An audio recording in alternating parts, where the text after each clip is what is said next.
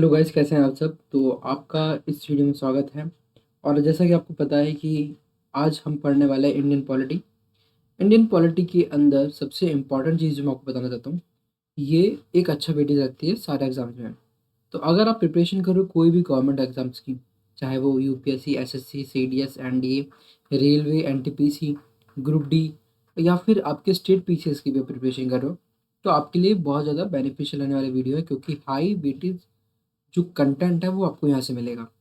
हम हमारी पॉलिटी को जीरो से स्टार्ट करेंगे और पूरे एक लार्ज लेवल, मतलब सबसे हाईएस्ट लेवल तक लेकर जाएंगे जहाँ तक हमारा पेपर में पूछता है। तो आप मेरे संग बने रहिएगा। ये वीडियो थोड़ी लंबी हो सकती है, बस आपको इस वीडियो को एंड तक देखना है।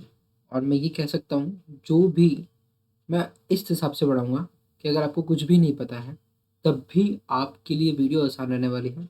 और जिनको कुछ पहले से आता है तो उनके लिए तो ये बोनस रहने वाली वीडियो। तो चलिए शुरुआत करते हैं हम इंडियन पॉलिटी के क्रैश कोर्स की कंप्लीट वीडियो की। सबसे पहली चीज़, हम यहाँ से स्टार्ट करेंगे हिस्टोरिकल बैकग्राउंड से। हिस्टोरिकल बैकग्राउंड एक इम्पॉर्टेंट टॉपिक है, एक इम्पॉर्टेंट चैप्टर है इसका, पॉलिटी का। कुछ लोग कहते हैं कि हिस्टोरिकल बैकग्राउंड नहीं पढ़ना चाहिए पॉलिटी में। रीज़न क्या है? लोग कहते हैं कि इसको हम हिस्ट्री वाले पार्ट में पढ़ चुके हैं, बट मैं आपको जीरो से पढ़ा रहा हूँ। तो हमारी जितनी भी पॉलिटी निकली है, मतलब आपके आर्टिकल्स, आपके आईपीसी तक की बात करता हूँ मैं, तो आपकी जितनी भी पॉलिटी है, उन सभी का जो उद्गम, जो स्टार्टिंग पॉइंट है, वो हिस्ट्री रही है। कैसे? आप मान लीजिए, आपको एग्जांपल देता हूँ फंडामेंटल राइट्स का। फंडामेंटल राइट्स जो है आपके कैसे निकले, जब आपके, अब अगर आप हिस्ट्री में जाओगे तो आप देखोगे कि आपके क्लास डिवीज़न हुआ, अलग अलग क्लास में लोगों को बांटा गया उनके काम के आधार आधार पे। बाद में उनको जो जेनेटिकली फिर वो मानने लग गए, जैसे अगर कोई बच्चा अगर ब्राह्मण का है तो ब्राह्मण का ही मानने लग गए, शूद्र है तो शूद्र का ही मानने लग गए। ऐसे कर कर वो जेनेटिकली भी फिर एक तरह से वो निकल आपकी क्लास बनना स्टार्ट हो गई। वहाँ से हुआ क्या, वहाँ से और एडवांस लेवल बना कि वहाँ पर अब धीरे धीरे लोगों के बीच में एक तरह का जाति के आधार पर भेदभाव होना शुरू हुआ। फिर आज हम जो मॉडर्न इंडिया में हम रह रहे हैं, उसमें हमने एक बात नोटिस करी कि हमारा जब कॉन्स्टिट्यूशन बना, तो हमने पुराने जितनी भी हमारी हिस्ट्री थी उसको लिया। हमने देखा कि हमारे टाइम, पहले के टाइम पे किस तरह से लोगों के साथ भेदभाव हुआ करता था। तो उनके लिए हमने रिजर्वेशन लेकर एक प्रावधान लाया, जिससे कि क्या करा, हमने एक लिमिट तक उनको इक्वालिटी देने की कोशिश करी जिनके संग पहले भेदभाव हुआ था। तो आपने नोटिस करा होगा इस बात में, मैंने एग्जाम्पल जो आपको दिया, इसमें सारा की सारा जो गेम है ना, वो सारा हिस्ट्री का है। तो इसलिए हिस्टोरिकल बैकग्राउंड पढ़ना जरूरी है। अब जैसा कि आपको पता है कि हमारे इंडिया के अंदर सबसे पहला देश जिसने कोशिश करी ट्रेडिंग कंपनी के रूप में यहाँ पर आने की, तो आपको याद होगा पोर्तुगीज वास्को डी गामा का नाम आपको याद आता है। 1499 में, 1499 में हमारा वास्को डी गामा जी इंडिया आता है। ठीक है। तो पोर्तुगीज से स्टार्ट होता है कि फिर आते हैं डच, फिर आते हैं आपकी East India Company, and then आते हैं फिर फ्रेंच। पर असलियत में सबसे ज़्यादा जो आपको देखने का डोमिनेंस है, सबसे ज़्यादा किसकी रही? ईस्ट इंडिया कंपनी की रही। कारण क्या था? ईस्ट इंडिया कंपनी ने अपने ट्रेडिंग जो राइट्स थे ना, ट्रेडिंग राइट से बढ़कर, आगे बढ़कर उन्होंने यहाँ पे अपने कमर्शियल के साथ साथ पॉलिटिकल जो एडमिनिस्ट्रेशन होती है उसको भी अपने हाथ में ले लिया। वहीं पोर्तुगीज, डच और फ्रेंच एक लिमिट तक ही इतना कर पाए। पोर्तुगीज ने करने की कोशिश करी, सबसे लास्ट में जो अपने देश से जाने वाली कंपनी कौन थी? पोर्तुगीज थी। लेकिन जो ईस्ट इंडिया कंपनी ने पूरे इंडिया को अपने अंदर मतलब जो उनके अलग अलग, आप कह सकते हो अलग अलग जो उन्होंने पॉलिसीज का इस्तेमाल किया, उन पॉलिसीज से उनके अंदर उनके पास पॉलिटिकल पावर्स आई। और साथ ही साथ में एक जो आप नोटिस करोगे ईस्ट इंडिया कंपनी की एक खास बात, वो ये थी कि ये जितनी भी पॉलिसीज लेकर आए उनमें उन्होंने कोशिश ही करी कि इंडिया के स्टेट्स के जो अलग अलग स्टेट्स या फिर आप रीजन के राजा हैं, वो इंडिया वालों से ही लड़े।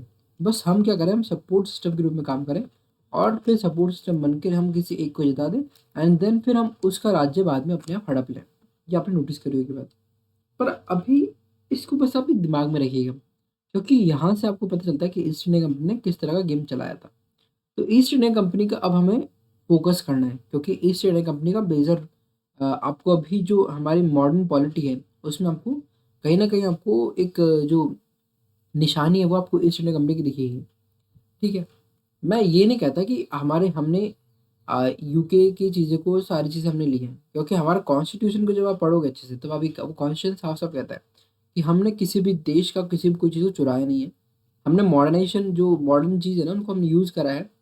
हमने किसी भी देश का मतलब कोई हमारे पे ये नहीं कर सकता कि हमारे देश का कॉन्स्टिट्यूशन किसी और देश के ऊपर कॉन्स्टिट्यूशन पे बना हुआ है।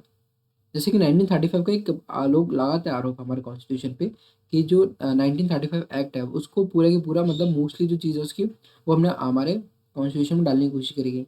लेकिन इसका साफ साफ खंडन करता है कौन? हमारा कॉन्स्टिट्यूशन के निर्माता। ठीक है। अभी हम हमारे पॉइंट्स पे जो आता है ना, मेन पॉइंट्स जो हमारे हैं वो ये है कि अभी हम फोकस करेंगे ईस्ट इंडिया कंपनी पे। ईस्ट इंडिया कंपनी जो है 1600 में इंडिया आती है। किसके द्वारा? एक चार्टर जो होता है ना, चार्टर, एक साइन आप मान लीजिए कोई भी कागज है उनकी कंपनी को दिया कि हाँ, किसने लिख कर दिया? क्वीन एलिजाबेथ ने। क्वीन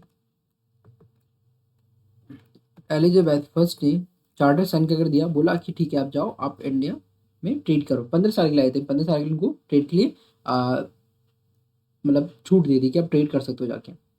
अब ईस्ट इंडिया कंपनी जब इंडिया में आई, फिर इसका आप देखोगे 1616 के बाद इनका थोड़ा और एक्सटेंड कर दिया गया, इस तरह से करते गए। अब बात जो आती है ना ईस्ट इंडिया कंपनी के बाद में, इन्होंने बहुत सारे यहाँ पर बैटल्स लड़ी, जैसे एक बैटल ऑफ प्लासी भी इनका एक मेजर देखा जाता है। बैटल ऑफ प्लासी वो भी एक अच्छा उदाहरण है कि ईस्ट इंडिया कंपनी ने अपने आप को किस तरह से जमाने की कोशिश करी। लेकिन जो सबसे मेन बैटल जो मैं मानता हूँ ईस्ट इंडिया कंपनी को जो सबसे ज़्यादा पावरफुल बनाने में जिसने हेल्प करी वो थी battle of Buxar. Battle of Buxar क्यों इंपॉर्टेंट थी इसका रीजन आपको मैं बताता हूँ। बैटल ऑफ बक्सर जो सबसे पहले आपको बताता हूँ, ये बैटल हुई थी 1764 में। 1764 में बैटल ऑफ बक्सर हुई। अभी 1764 में जो बैटल ऑफ बक्सर हुई इसके अंदर होता क्या है? मेजर हेक्टर मुनरो इसको लीड करते हैं। ठीक है। और मीर कासिम और आपके शाहजुद्दौला और आपके शाह आलम ये सब पार्टिसिपेट करते हैं इस बैटल में। और जीत किसी होती है? हेक्टर मुनरो की जीत होती है। अब हेक्टर मुनरो यहाँ जीतने के बाद, ईस्ट इंडिया कंपनी के यहाँ पर जीतने के बाद क्या होता है? आपके दीवानी राइट्स मिल जाते हैं। किसको मिलते हैं दीवानी राइट्स?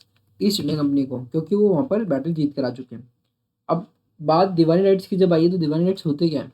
दीवानी राइट्स में देखो आपके दो राइट्स, बेसिक राइट्स दिए गए। किसको? ईस्ट इंडिया कंपनी को। वो दो राइट कौन कौन से थे? एक तो राइट ये दिया गया, एक तो राइट ये दिया गया कि आपके पास सिविल पावर आ जाएगी, सिविल पावर, और दूसरी आपके पास आ जाएगी रेवेन्यू पावर। ये दो पावर आ गई। और ये दीवानी राइट कहाँ कौन से स्टेट्स के दिए गए ये आप देखिएगा। दीवानी राइट 3 स्टेट्स के दिए गए। वो 3 स्टेट्स कौन कौन से थे? बंगाल, बिहार और उड़ीसा। बंगाल, बिहार और उड़ीसा ये तीनों के आपके दीवानी राइट्स किसको दिए गए? दीवानी राइट्स दिए गए आपके ईस्ट इंडिया कंपनी को। यहाँ तक समझ में आ गया। तो 1764 की बैटल के बाद ईस्ट इंडिया कंपनी का एक तरह का मान लीजिए एक मेजर जो आ, शुरुआत है वो हो चुकी थी। तो इसी कारण से उनको लगा कि अब हमें हमारे कुछ रूल्स रेगुलेटिंग एक्ट बनाने चाहिए, क्योंकि अब हमें क्या बनना है? एक गवर्निंग बॉडी बनना है। हमें शासन लागू करना है लोगों पे। हमें लोगों के रूल्स बनाने होंगे, क्योंकि हमें लोगों को हमारे अकॉर्डिंग चलाना है। तो उन्होंने 1773 से रेगुलेटिंग एक्ट लाना स्टार्ट करे गए, जो कि 1833 तक आएंगे। तो उसको हम क्या बोलेंगे? Regulating act. रेगुलेटिंग रेगुलेटिंग बोलेंगे उसको, रेगुलेटिंग एक्ट बोलेंगे। बट जो 1833 के बाद में 1935 तक आएंगे उसे हम केवल एक्ट कहेंगे। बात समझ में आई आपको? ये मैं बात इसलिए कह रहा हूँ क्योंकि ये पूछता है कई बार कि बिफोर 1833 जो एक्ट निकाले गए उनको क्या कहा जाता है? उनको कहा जाता था रेगुलेटिंग एक्ट। और जो बाद में निकाला गया उनको केवल एक्ट कहा गया।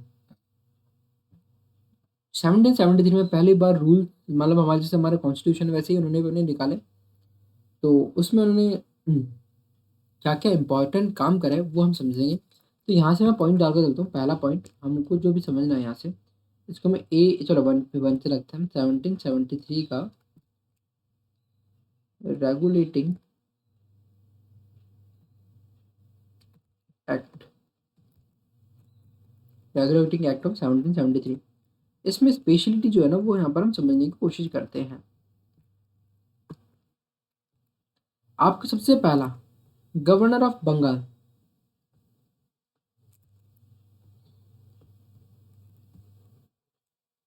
गवर्नर ऑफ बंगाल को आपका वहां पर क्या कहा जाने लग गया, चेंज कर दी भाई पोजीशन। गवर्नर ऑफ बंगाल को गवर्नर जनरल ऑफ बंगाल कहने लगे, गवर्नर जनरल ऑफ बंगाल। अब जब इतनी पावर बढ़ रही है तो इसका फायदा तो होगा ना। तो गवर्नर जनरल ऑफ बंगाल जो थे ना, गवर्नर जनरल ऑफ बंगाल जो थे ना, इनके पास की पावर आई कि जो बॉम्बे एंड मद्रास प्रेसिडेंसी थी, बॉम्बे और मद्रास की जो प्रेसिडेंसी थी, इन प्रेसिडेंसी को किसकी सबॉर्डिनेट कर दिया गया, गवर्नर जनरल ऑफ बंगाल की सबॉर्डिनेट कर दिया गया। मतलब पहले क्या होता था कि पहले, अगर मैं पहले की बात करूं तो पहले हो ये रहा था, मैं बता देता हूँ पहले हो क्या रहा था। पहले हो ये रहा था, बिफोर आप, पहले मैं आपको बताता हूँ। पहले बॉम्बे, आपके मद्रास, ये प्रेसिडेंसी इंडिपेंडेंट थी, इन पे किसी का रोल नहीं था। बट जब से गवर्नर जनरल ऑफ बंगाल की पोस्ट बनाई, तब से इसको इन दोनों के अंदर कर दिया गया। मतलब अब बॉम्बे और मद्रास के जितने भी जो भी फंक्शन होंगे वो किसके अंडर में होंगे, गवर्नर जनरल ऑफ बंगाल के अंडर में होंगे। इसके अलावा दूसरा, इसमें दूसरा फैक्ट आप देखिए, याद रखना हमको, क्या सुप्रीम कोर्ट का एस्टेब्लिशमेंट होता है। सुप्रीम कोर्ट का एस्टेब्लिशमेंट जो होता है 1774 में कहाँ होता है, आपके बंगाल में। और सबसे इम्पोर्टेंट चीज़ जो है यहाँ पे, बंगाल के पास में कलकत्ता, कलकत्ता है, आप लिखिए कलकत्ता। सबसे इम्पोर्टेंट बात जो यहाँ पर मैं आपको कहूँगा, 1774 अच्छे से लिखता हूँ क्योंकि आपको अगर नोट्स आपको चाहिए तो नोट्स मिल जाएंगे, लेकिन 100 लाइक्स आपको आनी चाहिए। ये पूरे नोट दूंगा आपको, ठीक है। तो बंगाल के अंदर खुलता है, तो वहाँ पर होता है क्या है, एक जो होता है ना, एक होता है चीफ जस्टिस, और बाकी 3 उसके सबॉर्डिनेट जजेस होते हैं, उसके नीचे बैठने वाले 3 जजेस और होते हैं।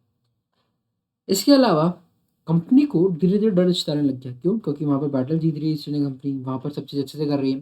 तो इट मीन की कंपनी अपने अपने आप में एक खुद का स्टेट एम्पायर खड़ा करने की कोशिश कर रही है। तो यूनाइटेड किंगडम, यूके के अंदर बैठी महारानी, यूके में बैठे लोगों को जो बहुत सत्ता संभाल रहे थे, उनको टेंशन होने लग गई। टेंशन होने लग गई कि यार ये तो ईस्ट इंडिया कंपनी तो धीरे धीरे अपना एम्पायर को बड़ा करते जा रहे हैं। कहीं ऐसा ना हो कि जो हमारे से परमिशन लेके गई ईस्ट इंडिया कंपनी है, वो अपने आप को इंडिपेंडेंट कोशिश कर दे इंडिया में। तो इसलिए यूके की गवर्नमेंट ने अपना कंट्रोल एस्टेब्लिशमेंट करने के लिए, कंट्रोल पावर को बढ़ाने के लिए, उन्होंने एक नई चीज़ का स्टार्ट करा, इसको हम बोलते हैं code of director, code of director. अब जो कोड ऑफ डायरेक्टर है ना, कोड ऑफ डायरेक्टर का मेजर रोल जो था ना, वो यही था कि कंपनी का जो एक इंडिपेंडेंस को खत्म कर कर वो सीधे के सीधे उनको ये बताए कि आप यूके के अंदर बैठे लोगों के अंडर में काम कर रहे हो, ना कि आप खुद राजा हो। ईस्ट इंडिया कंपनी आपको पूरी इंडिपेंडेंस नहीं है, आपको जो भी काम करना है वो यूनाइटेड किंगडम की जो आपके आ, देश है उसके अंडर में, क्योंकि आप तो एक सिंपल कंपनी हो, आप ज़्यादा दिमाग मत लगाओ। तो गवर्नमेंट अपने अंडर में काम कराना चाह रही थी ईस्ट इंडिया कंपनी को, इसलिए कोड ऑफ डायरेक्टर की फॉर्मेशन करती है। बट आप बाद में जाकर देखोगे कि कोड ऑफ डायरेक्टर को नया फंक्शन देते हैं। अब जब आप, हम आगे चलते हैं, इसमें हम एक चीज़ और पढ़ते हैं, 1784, जिसको हम कहते हैं पिट्स इंडिया एक्ट। दूसरे पर यहाँ पर आप लिखिए पिट्स इंडिया एक्ट। अब पिट्स इंडिया एक्ट जो है ना, पिट्स इंडिया एक्ट में क्या करा गया, पिट्स इंडिया एक्ट में आपके डबल गवर्नमेंट का फॉर्मेशन करने की कोशिश करेगी। डबल गवर्नमेंट का मतलब क्या होता है, डबल गवर्नमेंट वही गवर्नमेंट जिसमें इनकी डबल रोल निभा रहे हो। Double government in the sense, एक आपकी सबसे इंपॉर्टेंट जो है ना, एक तो बीओडी और एक सीओडी, इन दो का निर्माण किया गया, इन दो का फॉर्मेशन किया गया। अभी है क्या बीओडी और सीओडी, इसको हम समझते हैं, यही आपके डबल गवर्नमेंट को शो करती है। डबल गवर्नमेंट, दो तरह की गवर्नमेंट चल रही है वहाँ पे, मतलब दो तरह के फंक्शंस को वहाँ पे रेगुलेशन का काम चल रहा है।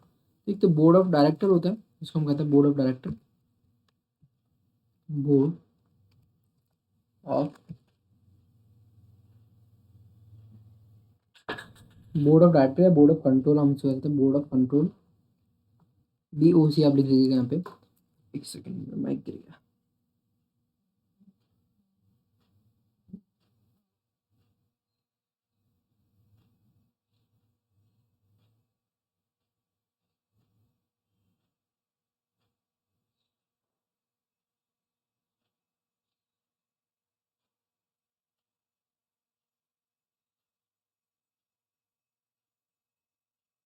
आवाज क्लियर आ रही है आपको मेरी?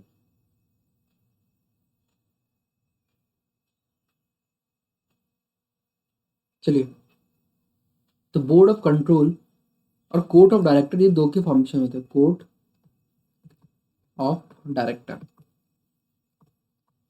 बोर्ड ऑफ कंट्रोल जो था ना, उनका मेजरली फंक्शन था पॉलिटिकल फंक्शन को पॉलिटिकली, आपके बोर्ड ऑफ कंट्रोल बनाए गए, इनका काम क्या था, पॉलिटिकली फंक्शंस को रेगुलेट करने का।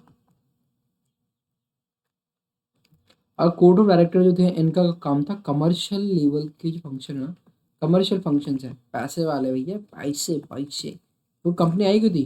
प्रॉफिट कमाने। तो कमर्शियल फंक्शन, इन दोनों फंक्शन को अलग कर दिया गया कि देखो, अब एक चीज़ आप नोटिस करिएगा, मैं आपको एक चीज़ जो यहाँ पर समझाता ना, वो चीज़ आप क्लियर कर दी, एक चीज़ और ज़्यादा। वेट,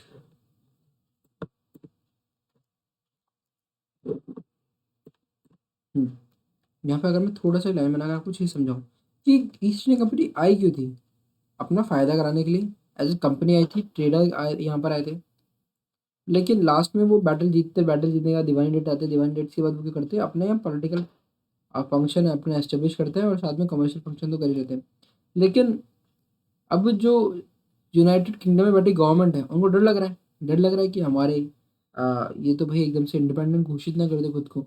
तो इसलिए उन्होंने बोला कि आप पॉलिटिकल फंक्शन को अलग रखो और जो कमर्शियल फंक्शन उन दोनों को अलग रखो। इस चक्कर में स्पिट्स इंडिया एक्ट का लाना पड़ा। मेरी बात आप समझ में आई आपको? यहाँ से आपको चीज़ें क्रिस्टल क्लियर हुई ना? ये वाली चीज़ मैं आपको बताना चाहता था। ठीक है। और इसके अलावा क्या था, इसके अलावा था कि इसने एम्पावर कर दिया था बोर्ड ऑफ कंट्रोल को to supervise and direct all operation of civil and military government और revenues of the British position in India. मतलब कि आपके ब्रिटिश इंडिया की जितनी भी के अंडर में आपके जितने भी सिविल मिलिट्री गवर्नमेंट और रेवेन्यूज के फंक्शंस हैं, वो सारे किसके अंडर में होंगे? ब्रिटिश गवर्नमेंट के अंडर में होंगे। आई बात समझ में? तो ये था आपके पिट्स इंडिया एक्ट का गेम सारा। आगे चलते हैं, अब आता है हमारा 1833। क्वेश्चन पूछा हुआ था, यहाँ से आपको मैं बताऊँ क्वेश्चन क्या पूछा हुआ था। 1833 में आता है आपका, एक सेकंड, 1833 का आपका जिसको बोलते हैं charter act, charter act of 1833, charter act of 1833। इसका मेन पर्पस क्या था और इसका मेन फंक्शन क्या क्या हुआ इसमें देखिएगा। सबसे पहले तो आपका गवर्नर जनरल ऑफ बंगाल की जो था ना पावर्स, उसको बदल दिया, उसका नाम बदल दिया गया उन्होंने। नाम बदल के क्या करा, गवर्नर जनरल ऑफ बंगाल का नाम बदल दिया उन्होंने। उन्होंने क्या कहा उसको, गवर्नर जनरल ऑफ इंडिया। अब आप एक बात नोटिस कीजिएगा, यहाँ पे मैं आपको नोटिस कराता हूँ एक बात। यहाँ बंगाल था, यहाँ इंडिया कर दिया गया। रीजन क्या है? क्योंकि अब धीरे धीरे पावर्स केवल एक स्टेट तक लिमिट नहीं थी, अब पावर धीरे धीरे बढ़ रही है, ऑल ओवर इंडिया में कंट्रोल एस्टैब्लिश करना चाहते हैं वो। इसीलिए उन्होंने नाम चेंज कर दिया सबसे पहले। और आप ये नोटिस करोगे कि धीरे धीरे जब तक यहाँ तक 1833 तक आई थी ना ईस्ट इंडिया कंपनी, तब तक उनके पास बहुत ज़्यादा पावर्स आ चुकी थी, उनकी कंडीशन बहुत ज़्यादा बेटर हो चुकी थी। इंडिया को खोखला करना स्टार्ट कर दिया था बहुत बुरी तरह से उन्होंने। तो ये चीज़ आपसे आपको देखने को मिलेगी।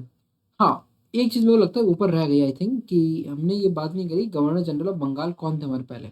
मुझे लगता है कि मैं उस टाइम बताना भूल गया आपको। ये मुझे याद आया कि गवर्नर जनरल ऑफ इंडिया का नाम याद करते करते। तो हाँ, देखो गवर्नर जनरल ऑफ बंगाल जो थे ना, आपको याद रखना कि देखो झंडा गाड़ देते, झंडा। झंडा कौन गाड़ेगा? जब वो गवर्नर जनरल ऑफ बंगाल बन जाते हैं। ठीक है। तो उनका नाम क्या था? Warren Hastings. Hosting Hastings compare कर लीजिएगा।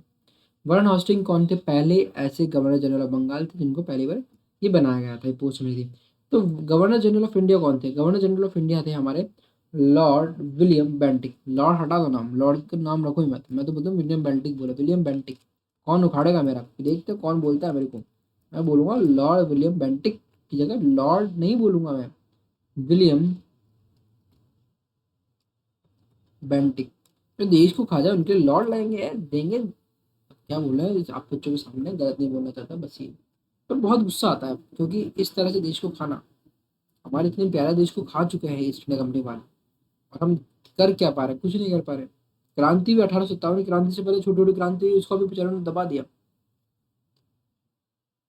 ठीक है। इसमें फायदा क्या होता है कि यार जो आपके बॉम्बे और मद्रास प्रेसिडेंसी के जो आपको सबॉर्डिनेट कर थे ना आपके, हमने भी पढ़ा था बॉम्बे और मद्रास को किसके अंडर कर दिया था? हमारे गवर्नर जनरल ऑफ बंगाल के अंडर कर दिया, लेकिन इसको हटा देगा अब। नहीं नहीं, आराम से आप इंडिपेंडेंटली काम करो, कोई इशू नहीं है। ठीक है। इसमें गवर्नर जनरल ऑफ इंडिया को आपकी खास बात मैं आपको बताता जाता हूँ यहाँ पे, क्योंकि इस पे सारा रूल माना जाएगा। गवर्नर जनरल ऑफ इंडिया, इसके अंदर खास बात ये हुई कि इनको एग्जीक्यूटिव पावर दी गई, सॉरी लेजिस्लेटिव पावर दी गई, मतलब अब ये लॉज बना सकते हैं। अभी लॉज बना सकते हैं, इनको लेजिस्लेटिव पावर दे दी गई थी। ठीक है। इसके अंदर मैंने एक बात और आपको बताई थी कि इससे पहले जितनी भी चीज़ें हुई ना, जितने भी एक्ट्स आए, उसको हमने रेगुलेटिंग एक्ट कहा था। अब बट इनके बाद जितनी भी 1833 के बाद जितने भी एक्ट आएंगे उसको हम केवल एक्ट कहेंगे, रेगुलेटिंग नहीं लगाएंगे। ठीक है। इसके अलावा ईस्ट इंडिया कंपनी का अब कमर्शियल बॉडी जो फंक्शन थे ना वो खत्म हो चुके थे, और उनको अब एडमिनिस्ट्रेटिव बॉडी वाले काम दे दिए गए थे, मतलब प्योरली एडमिनिस्ट्रेटिव बॉडी बन चुकी थी ईस्ट इंडिया कंपनी। यहाँ पे प्योरली आपकी एडमिनिस्ट्रेटिव कंपनी बन चुकी थी, कमर्शियल फंक्शन यहाँ पे खत्म हो चुके थे होंगे। ठीक है। इसमें अलावा यहाँ पर सिविल सर्वेंट्स के लिए भी ओपन कंपटीशन स्टार्ट किया गया, बट इसमें ना आपके स्पेशली सिविल सर्विसेज वाला गेम जो है ना वो आपका आएगा 1853 में, क्योंकि वहाँ से मैकाले कमेटी आएगी, आपके लिए कंपटीशन सिविल सर्वेंट्स वाला रिक्रूटमेंट स्टार्ट हो जाएगा, तो वहाँ पर आप देखिएगा। लेकिन अभी यहाँ तक आप देखिएगा ईस्ट इंडिया कंपनी का यहाँ पर एडमिनिस्ट्रेटिव फंक्शन स्टार्ट हो चुका था। आगे चलते हैं हम, आगे हमारा है 1853। 1853, इसको मैं फोर्थ नंबर देता हूँ। Charter act of 1853। Charter act of 1853 जो हम पढ़ते हैं, इसमें होता क्या है? इसमें सबसे इम्पोर्टेंट चीज़ जो है ना, इसमें 6 मेंबर की काउंसिल बनाई जाती है। 6 मेंबर्स की काउंसिल बनाई जा रही है, क्योंकि अब क्या हुआ, इसमें सबसे इम्पोर्टेंट चीज़ जो हुई ना वो ये है कि लेजिस्लेटिव फंक्शन और एग्जीक्यूटिव फंक्शन इन दोनों को अलग अलग कर दिया गया। पहले एक ही बंदा एग्जीक्यूशन भी कर रहा है, लेजिस्लेटिव फंक्शन दोनों कर रहा है, बट अब यहाँ पर लेजिस्लेटिव फंक्शन और एग्जीक्यूशन फंक्शन दोनों अलग अलग कर दिए गए। ठीक है। अब जो आपकी गवर्नर जनरल की जो काउंसिल थी ना, उसमें 6 मेंबर्स ऐड किए गए। 6 मेंबर्स ऐड किए गए कहाँ पे? लेजिस्लेटिव काउंसिल में। कौन सी काउंसिल में? हम इसको कहते हैं governor general council. 6 member add किए गए। क्वेश्चन पूछता है कितने मेंबर्स की एडिशन हुआ था आपके 1853 के लॉ के अकॉर्डिंग, एक्ट के अकॉर्डिंग? तो आपको याद रखना है कि 6 मेंबर की एडिशन होता है काहे के लिए? कि वो रूल्स बनेंगे आपके लिए। ठीक है। तो यहाँ पर आपका मिनी पार्लियामेंट का एक तरह का अडोप्टेशन हो जाता है, मिनी पार्लियामेंट का इंडिया में आना। मिनी पार्लियामेंट का अगर आपसे पूछे तो मिनी पार्लियामेंट कब आया इंडिया में, तो 1853 की एक्ट के थ्रू आया है मिनी पार्लियामेंट। ठीक है। इसके अलावा यहाँ पर ओपन कंपटीशन स्टार्ट हो जाता है, ओपन कंपटीशन सिविल सर्वेंट्स का। सिविल सर्विस एग्जामिनेशन यहाँ पर आपके लिए ओपन हो जाती है। और यहाँ पे मैकाले कमेटी, इसी चार्टर एक्ट के दौरान मैकाले कमेटी का भी एस्टेब्लिशमेंट होता है।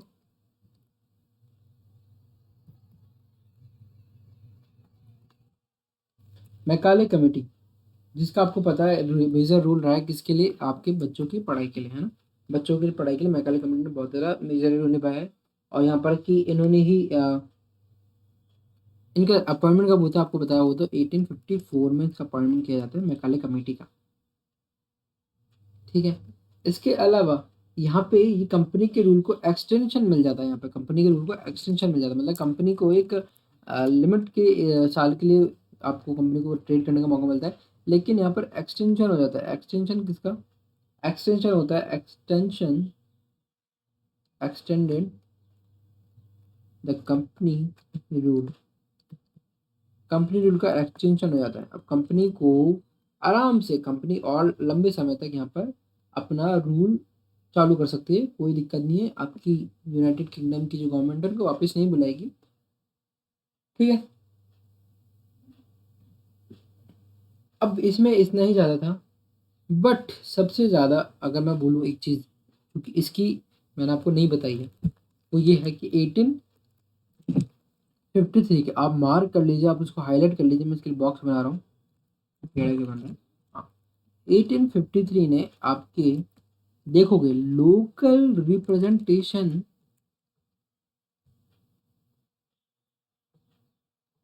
Of Indian in legislative council. आपको मैं मेरी राइटिंग यहाँ पे मैंने उसकी खराब लिखी है, तो मैं अच्छे से लिखूंगा क्योंकि बहुत मेन पॉइंट है यहाँ पे। लोकल रिप्रेजेंटेशन पूछता है कि लोकल रिप्रेजेंटेशन कब से स्टार्ट हुआ, तो local representation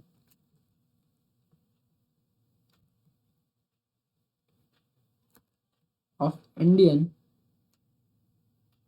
in legislative council, ठीक है। इसमें क्या होता था कि 4 मेंबर जो है ना वो लोकल प्रोविंसेस से आपके लोकल प्रोविंसेस से क्या होंगे, आपके गवर्नमेंट अपॉइंट करेगी, जिसमें मद्रास, बॉम्बे, बंगाल और आगरा, और बाकी 2 अलग से अपॉइंट होंगे, ठीक है। बट अब 1853 तक कंपनी के पास पावर है, लेकिन हो जाता है यहाँ पे कांड। कांड क्यों मैं कह रहा हूँ, कांड इसलिए कह रहा हूँ क्योंकि यहाँ पर आती है एक बहुत बड़ी प्रॉब्लम। मैं यहाँ पर एक लाइन लगा रहा हूँ, कारण क्या है, ये लाइन का मतलब है कि यहाँ पर होती है क्रांति, 1857 की क्रांति। ये हम पॉलिटी में नहीं पढ़ेंगे, बट हमको आपको बताना जरूरी है।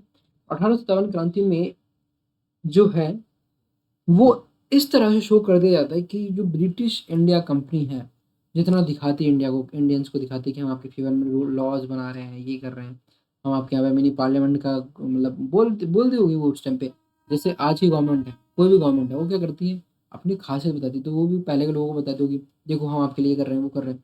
लेकिन लोगों ने असलियत बाहर निकाली, बोला हमारे लिए जितने भी लॉज, रूल्स, रेगुलेटिंग एक्ट्स आए, वो सारे के सारे हमारे फेवर में नहीं है। तो 1857 की क्रांति होती है, और आपके लिए खास बात कि यहाँ पर कंपनी का रूल खत्म हो जाता है। कंपनी का रूल यहाँ पे खत्म हो जाता है, कैसे? 1773 से लेकर 1858 तक जो रूल चलता है वो उस कंपनी का चलता है, वहाँ कंपनी रूल कर रही होती है। लेकिन 1858 का जो रूल्स आएंगे ना, उसमें आप देखोगे कि सीधे सीधे ब्रिटिश क्राउन है वो अपने हाथ में लेना चाहती पावर्स। क्यों? वो बोलती कि आप जो कंपनी काम कर रही हो वो लोगों के हित में काम नहीं कर रही हो, लड़ाई दंगे हो रहे हैं, इतनी सारी क्रांतियां हो रही हैं, तो इसीलिए एक नया एक्ट निकाला जाता है।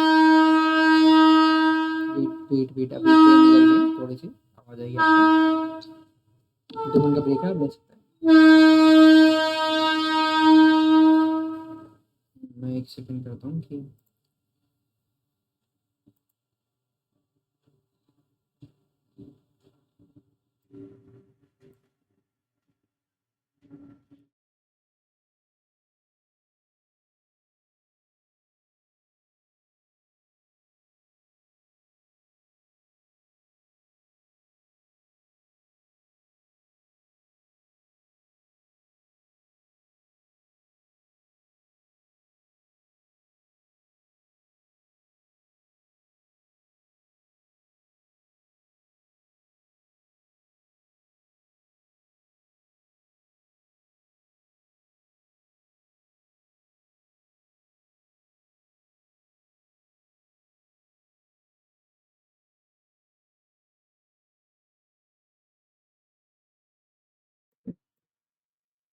हेलो, हेलो जी,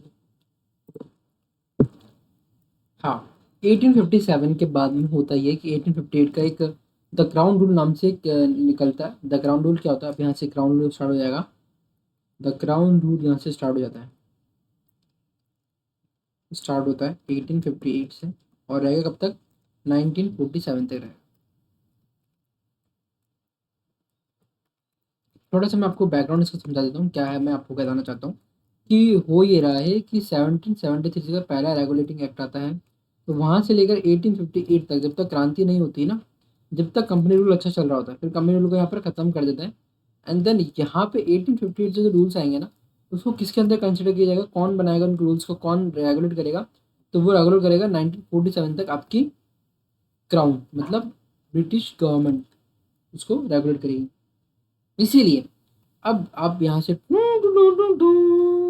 ये किस लिए मैंने करा, क्योंकि अब देखिए क्राउन आ चुका है, तो वो अपना आकर क्या बोलेगा, सबसे पहला क्या बोलेगा, ये जो हम ला रहे हैं ना, ये जो लॉ हम लाने वाले हैं, ये रूल्स जो लाने वाले हैं, ये होने वाले हैं act for the good government of India. Act, आप इसको नंबर दे देते 1.1, ठीक है, act for the good government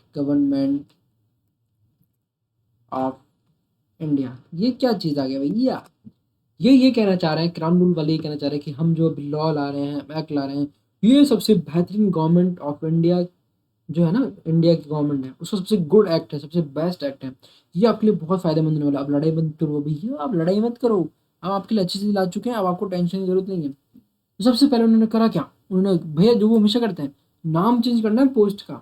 नाम चेंज क्या करा, गवर्नर जनरल ऑफ इंडिया को गवर्नर जनरल ऑफ इंडिया को भैया ने क्या कह दिया, अब इन्होंने कंपनी नाम चेंज कर दिया।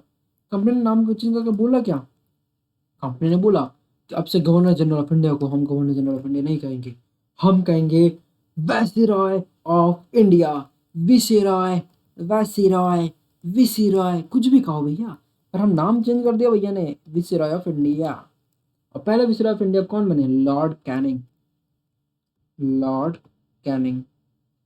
मजा आ रहा ना, बिल्कुल रियल लग रही होगी सारी कहानी आपको। तो लॉर्ड कैनिंग हमारे पहले वायसराय ऑफ इंडिया रहते हैं। कारण क्या है, कारण ये है कि देखो नाम चेंज होगा थोड़ी पावर चेंज हो जाती है, तो उन्होंने बोला कि अब जो भी इंडिया में गवर्न होगा, मतलब जो भी सत्ता हो चलाई जाएगी, वो उन्हीं के नाम के अंदर, मतलब वेसल ऑफ इंडिया के नाम के अंदर में ही चलाई जाएगी, ठीक है। अब यहाँ पे उन्होंने थोड़ा और चेंज करा, उन्होंने बोला कि अब देखो, उन्होंने एक बात क्या बोली कि यार देखो, पहले के टाइम पे हमने देखा कि आपने आपने देखा होगा 1784 में पिट्स इंडिया एक्ट आया था, जिसमें हमने डबल गवर्नमेंट की एस्टेब्लिशमेंट की थी। डबल गवर्नमेंट लेकर आई थी कौन, ईस्ट इंडिया कंपनी। तो उसको हम पूरी तरह से खारिज करते हैं, खारिज करते हैं मतलब अब डबल गवर्नमेंट का गेम नहीं होगा, अब कमर्शियल फंक्शन और पॉलिटिकल फंक्शन अलग अलग नहीं होंगे।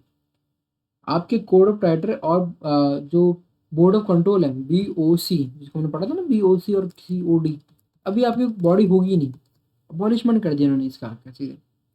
इसके अलावा इन्होंने SOS की, SOS क्या है, सेक्रेटरीट ऑफ स्टेट, सेक्रेटरी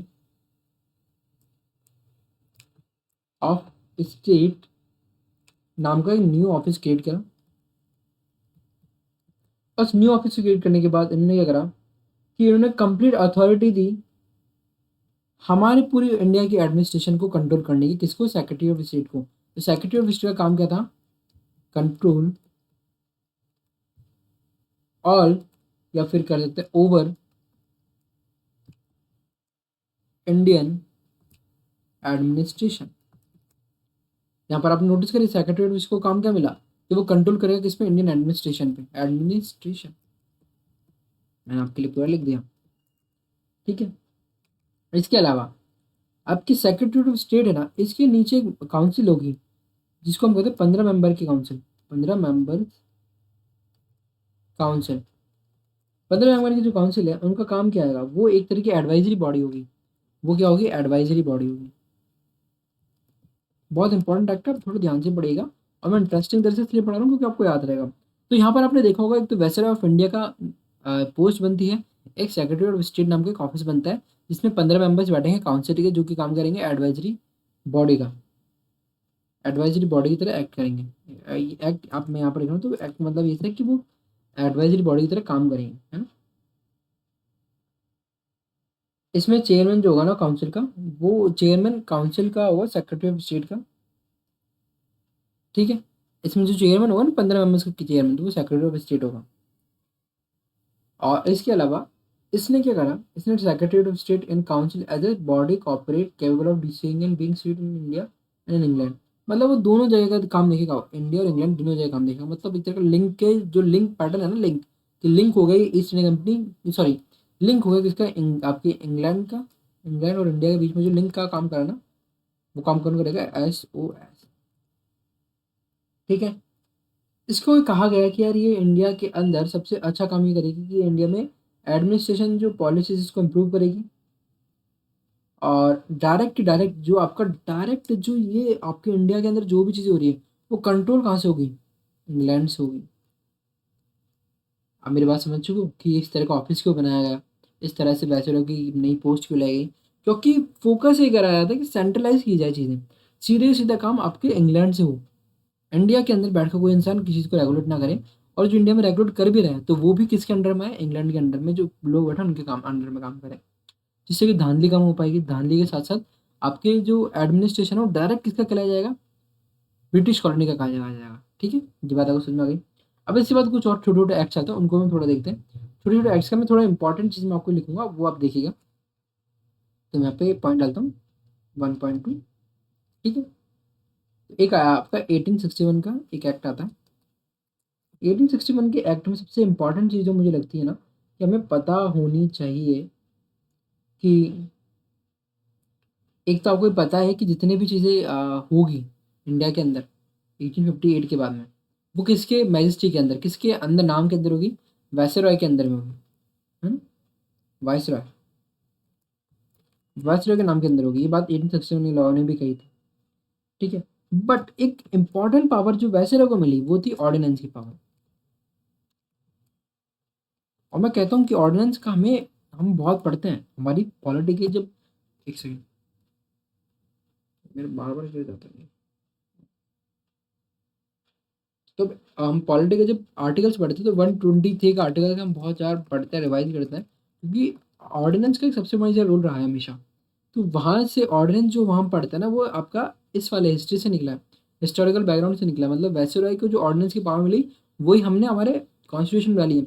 तो ऑर्डिनेंस जो है वैसेरॉय की पावर थी कि वो लॉ बना सकता है, और जिसका जो टेन्योर रहेगा, मतलब कि टाइमिंग रहेगी, वो कब तक वो वैलिड रहेगा, तो 6 मंथ का यहाँ पर भी बोला गया था, 6 मंथ का, जो कि हमारे आज की कॉन्स्टिट्यूशन के अकॉर्डिंग भी 6 मंथ का है।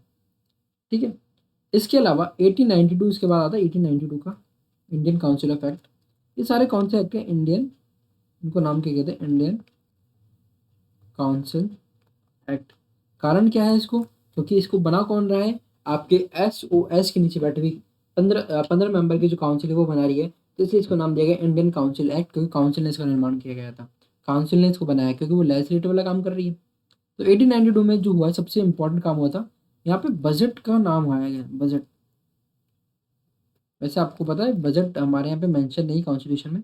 आपसे हाँ ये पूछेगा कि बजट क्या मेंशन है आपके कॉन्स्टिट्यूशन में, तो नहीं, बजट शब्द मेंशन ही नहीं है। ठीक है।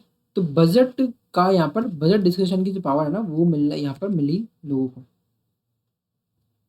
बजट डिस्कशन की पावर जो काउंसिल की थी यहाँ पे दी गई 1892 के अकॉर्डिंग। आगे चलते हैं। इसमें और कुछ जो मैं बोलूँगा कि और कुछ ज़्यादा इसमें हमको पढ़ना नहीं होता है। अब आता है 1909, सबसे इम्पॉर्टेंट, इसमें क्यों है इम्पॉर्टेंट। 1909 जो है इसको मैं थोड़ा नीचे से अच्छे से आपको समझाता हूँ, नीचे लिखकर। यहाँ से थोड़ी चीज़ ऐसे थे जो डायरेक्ट फॉरवर्ड पूछता है, मतलब आपको कहीं रुकने की जरूरत नहीं है, आपको सीधे अटेम्प्ट करना क्वेश्चन, ये वाला ऐसे क्वेश्चन थे तथ्य। तो 1909 जिसको हम कहते हैं मॉडले मिंटो रिफॉर्म।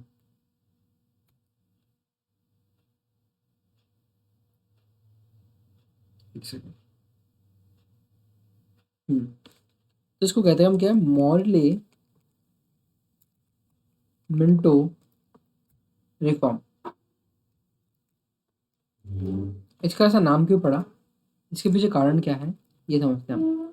तो मॉडले जो थे ना, मॉडले थे हमारे उस time secretary of state. Morley जो थे सेक्रेटरी ऑफ स्टेट थे, और मिंटो कौन थे, विसेरॉय थे। तो इन दोनों के प्रेजेंस में जो लॉ लाया गया, रिफॉर्म लाया गया, उसको बोला गया मॉडल मिंटो रिफॉर्म। ठीक है, इसने क्या करा, लेजिस्लेटिव काउंसिल का जो साइज था उसको इंक्रीज कर दिया गया सेंट्रल और स्टेट दोनों में। सेंट्रल और प्रोविंसेस में दोनों में आपका सबसे पहला चीज जो करे ना, उन्होंने ये करा कि आपके लेजिस्लेटिव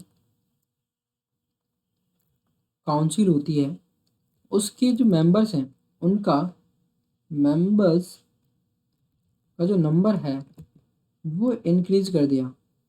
और इंक्रीज कर दिया कितना, आपका 16 से 60 तक इंक्रीज कर दिया। कहाँ पे, आपके कहाँ का इंक्रीज करा इन दोनों को, आपके एक तो सेंट्रल में, सेंट्रल लेवल पे, और प्रोविंशियल लेवल पे, प्रोविंशियल लेवल पे। ठीक है,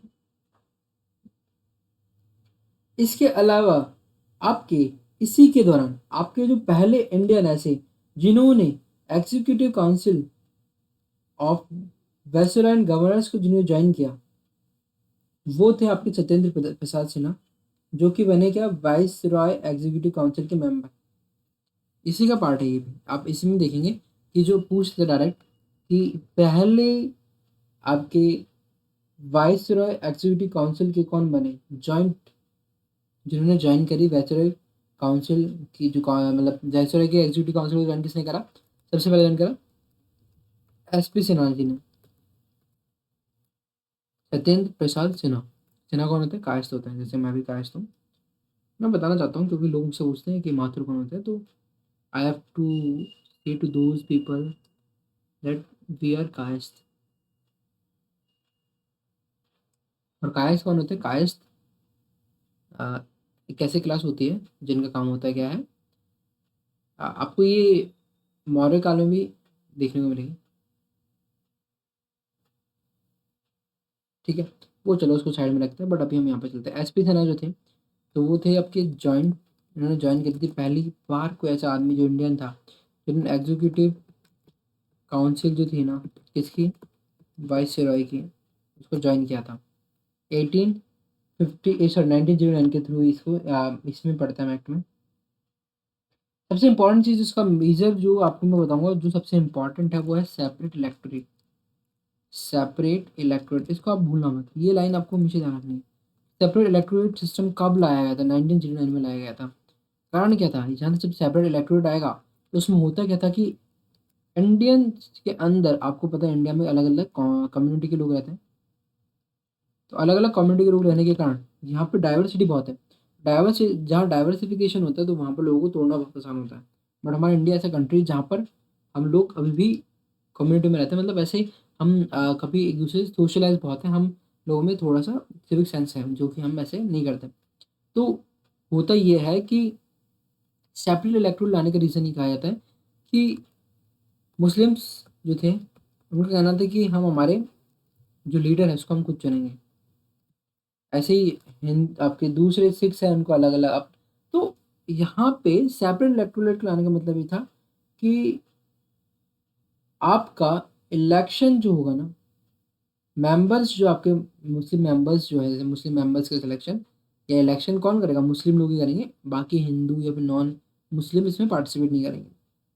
इससे क्या हो रहा है, एक तरह की आप पावर दे रहे हो दूसरी कम्युनिटी को, बट इसका नेगेटिव इम्पैक्ट क्या है कि जो बाकी कम्युनिटीज़ हैं, एक तो आपका क्या होगा, जो डाइवर्सिफिकेशन है आपने उसको और डाइवर्स कर दिया, क्योंकि तोड़ दिया आपने इसको। जो लोगों के बीच में एक हारमोनी थी, वो तोड़ने का काम आप यहाँ से शुरू करते हो। इसके नेगेटिव इम्पैक्ट भी बता रहा हूँ बहुत बढ़िया से। कि तो आप क्या करो, जैसे मान लो ए और बी दो पर्सन है, ए पर्सन, मैं ऐसा कहूँ कि ए पर्सन तुम अपनी जाओ एक मार्केट, आप मॉल में जाओ, तुम अपनी अपनी मर्जी से, मैंने तुम्हारा ए सेक्शन बना रखा है, ए सेक्शन में तुम जाकर कोई भी चीज़ निकाल लो, तो वो चॉकलेट उठा के ले। बी पर्सन को बोलो तुम जाओ अपनी मर्जी से, तुम भी अपनी मर्जी से कुछ भी ले आओ। ठीक है, अपने उसका बी सेक्शन जाकर भेज दिया। पर ऐसा अच्छा होता ना अगर दोनों को मैं बोलता कि मॉल दोनों के लिए खुला है, इसमें ए और बी मैंने सेक्शन में नहीं डिवाइड करा, आप दोनों जाकर कहीं से भी कोई भी चीज़ उठा सकते हो। तो उससे क्या होता, कोई भी बंदा दोनों अपनी मर्जी से कहीं से भी ले सकते थे। ए वाला बी को भी बी वाले सेक्शन में से ले सकता था, बी वाला ए सेक्शन में से ले सकता था। बट यहाँ पर हमने अगर इन बीच में डिवाइडेशन कोशिश करी, डिवाइडेशन करने की कैसे, जब इनके यहाँ मैंने बीच में क्या लगाया, मैंने बोला कि मैंने सेक्शन अलग अलग बनाया। तो इस तरह से आपका ये एक तरह का क्या है, चूज करने के आपने पावर अलग अलग कर दी दोनों की। अब मुस्लिम मुस्लिम लीडर को मुस्लिम लोग चूज करेंगे। सेपरेट इलेक्टोरेट क्वेश्चन डायरेक्ट पूछते, सेपरेट इलेक्टोरेट सिस्टम को आपके कौन से एक्ट के थ्रू इंट्रोड्यूस किया गया, तो आपको याद रखना 1909। 1909 को आप किस तरह से याद रखते हैं, तो इसमें दो बार नौ है, नौ नौ नौ नौ, जो हम चाहते नहीं वो हो रहा है, मतलब no no no no no. 1909 act के थ्रू इसको एस्टेब्लिश किया गया। और इसीलिए लॉर्ड मिंटो को फादर ऑफ कम्युनल इलेक्टोरेट जो होता है ना,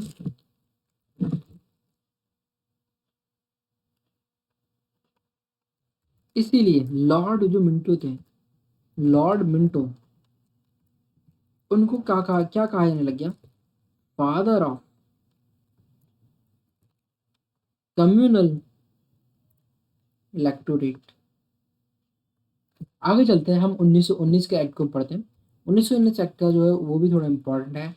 1919 एक्ट में क्या होता है, इसका इंपॉर्टेंट हम पॉइंट पढ़ते हैं। इसको बोला गया Montagu Chelmsford reform. Montagu Montagu Chelmsford reform. ये एमसी रिफॉर्म जो है ना, इसमें हुआ ये है कि आपके पहली बात इनका नाम क्यों पड़ा, जो मॉन्टेग्यू थे वो कौन थे, SOS सेक्रेटरी ऑफ स्टेट थे। और क्लासमेफोर्ड कौन थे, आपके वाइसरॉय ऑफ इंडिया थे। ठीक है। अब इसमें सबसे इंपॉर्टेंट जो था आपको देखने को मिलेगा कि यहाँ पे डायर की सिस्टम स्टार्ट किया गया, डायर की।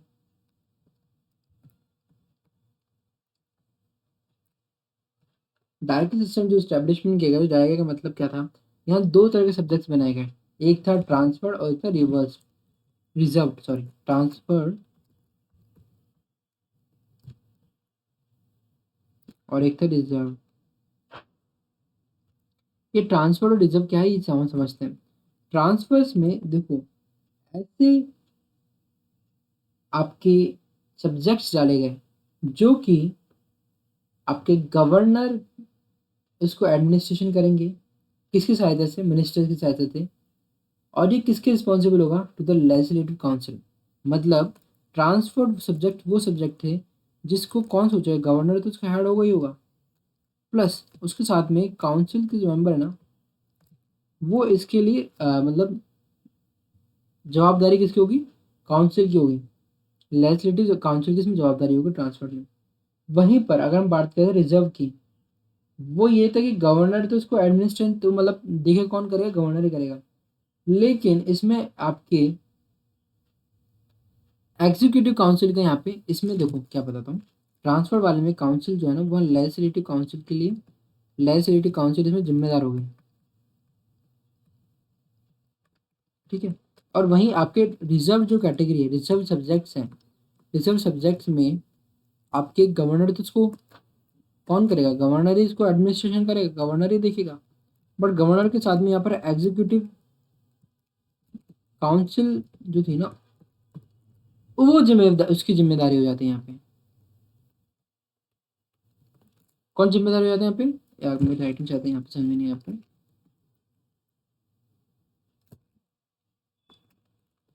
एग्जीक्यूटिव काउंसिल की जिम्मेदारी हो जाती है। रिस्पॉन्सिबिलिटी किसकी है यहाँ पे, ट्रांसफर के अंदर बात करूंगा तो एग्जीक्यूटिव की नहीं होती यहाँ पर, एग्जीक्यूटिव काउंसिल का कोई रूल नहीं है यहाँ पर, लेजिस्लेटिव काउंसिल का रूल होता है। क्योंकि जो गवर्नर है वो इसको एडमिनिस्टर, अगर चलो एक बार मैं आपको थोड़ा यहाँ पर, क्योंकि क्वेश्चन थोड़ा कंफ्यूजिंग रहता है, जब तक आप कोई चीज़ समझते ही नहीं हो ना तब तक, है ना। तो एक बार मैं आपको फिर से बता दूँ, डायर की सिस्टम आया,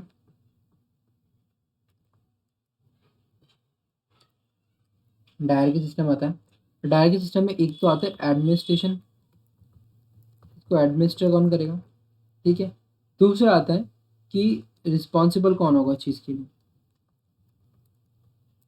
तो जब केस हम किसी बात करेंगे, जब हम बात करेंगे ट्रांसफर केस की, एक होता है ट्रांसफर सब्जेक्ट्स, और एक होता है आपका रिजर्व सब्जेक्ट्स।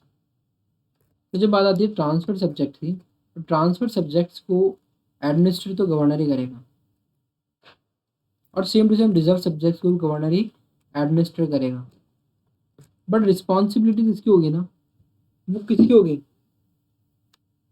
सहायता, रिस्पॉन्सिबिलिटी और किसकी सहायता से अर्थव्यवस्था का निर्माण होगा, तो किसका मेन रोल होगा, वो होगा यहाँ पर लेजिस्लेटिव काउंसिल का।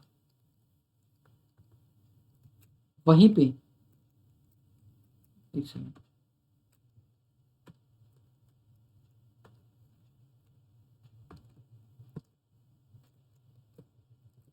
हम्म, वहीं पे यहाँ पे इसका किसका काम होगा, यहाँ पे होगा आपका एग्जीक्यूटिव का।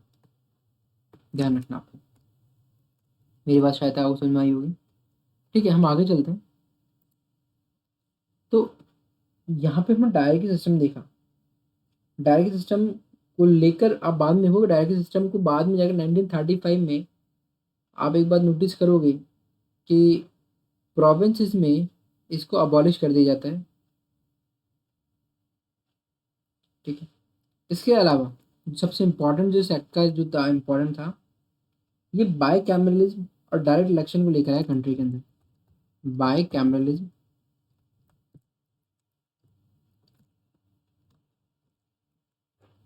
एंड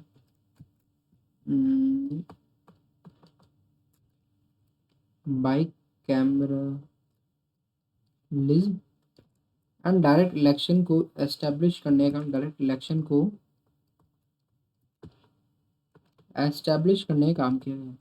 अच्छा मुझे आप बताओ, लोकल गवर्नमेंट लोकल रिप्रेजेंटेशन कब स्टार्ट हुआ था? लोकल रिप्रेजेंटेशन कब स्टार्ट हुआ था, बताओ जल्दी बताओ, जल्दी बताओ, जल्दी बताओ। लोकल रिप्रेजेंटेशन कब हुआ था भाई? 1853, है ना। अब यहाँ पर धीरे धीरे आप देखो लॉज जैसे बढ़ रहे हैं, रेगुलेटिंग एक्ट आ रहे हैं, खत्म हो रहे हैं एक्ट्स, नए नए एक्ट्स आ रहे हैं। नए नए एक्ट्स में हमारे क्या हो रहा है, यहाँ पर नई नई चीज़ें आ रही है। बाय कैमरलिज्म, बाय कैमरलिज्म क्या होता है, आपके दो आपके दो हाउस होंगे। बाय कैमरलिज्म आगे भी पढ़ेंगे हम, जब हम आगे देखेंगे तो दो हाउस होंगे। कौन कौन से हाउस होंगे? एक होगा अपर हाउस, एक होगा अपर लोअर हाउस। ठीक है, किसकी बात कर रहे हैं यहाँ पे? बाय कैमरलिज्म का जब भी कोई शब्द का जिक्र हो रहा है तो ये एग्जीक्यूटिव से मत जोड़िएगा इसको, अब लेजिस्लेटिव से जोड़िएगा। क्यों कह रहा हूँ मैं? क्योंकि हमारी आज की अगर हम देखें, हमारे आज का जो इंडिया है उसमें भी बाय कैमरलिज्म ही है। कैसे? आपको पता है हमारे पास लोकसभा भी है और एक राज्यसभा भी है। लोकसभा और राज्यसभा में खासियत क्या है कि लोकसभा लोकल रिप्रेजेंटेशन को शो करता है ना। लोकसभा में लोकल रिप्रेजेंटेशन होता है, क्योंकि हम डायरेक्ट उनको क्या कर रहे हैं, चूज कर रहे हैं। तो राज्यसभा में डायरेक्ट हमारे जो चूज करे हुए लोगों ने उनको, जिनको चूज करा है वो है राज्यसभा में बैठ रहे हैं। तो वहाँ पे भी आपके दो अपर हाउस भी है और एक लोअर हाउस भी है। तो वहाँ पर ये है क्या, ये किस तरह की बॉडी है, ये लेजिस्लेटिव बॉडी तो है। तो बाई कैबिनेट किस में आता है, लेजिस्लेटिव बॉडी हमारे दो तरह की फॉर्मेशन करता है, एक तो अपर हाउस फॉर्मेशन कर रहा है, एक लोअर हाउस की फॉर्मेशन कर रहा है। ठीक है, इसके अलावा जो वाइसरॉय जो था हमारे, हमने देखा नाइन आपका आ, आपका 1909। एक सेकंड, मैंने कौन सा वाला एक जी।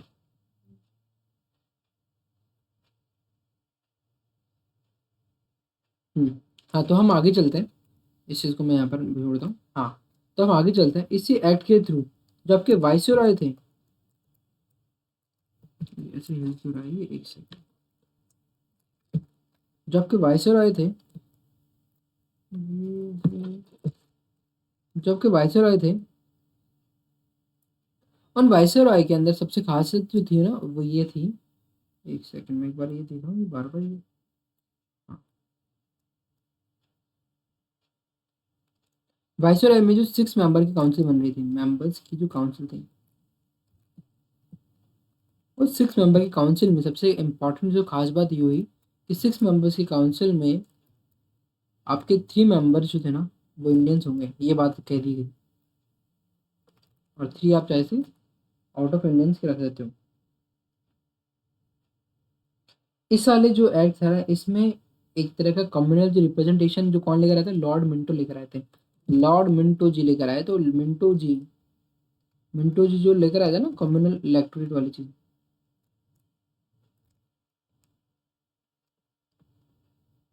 उसको एक्सटेंशन मिला, उसको और बढ़ावा दिया। कैसे? इन्होंने बोला कि एंग्लो इंडियंस है ना, सिख्स है और इंडियन है, क्रिश्चियंस है, इनके लिए भी, यहाँ तक कि यूरोपियंस है, इनके लिए भी अलग से सेपरेट इलेक्टोरेट लेकर आया जाए। तो आप देख रहे हैं किस तरह से मुस्लिम से स्टार्ट हुई चीज़, अब बाकी और डिफरेंट रिलीजन्स में भी बांटने की कोशिश करी गई।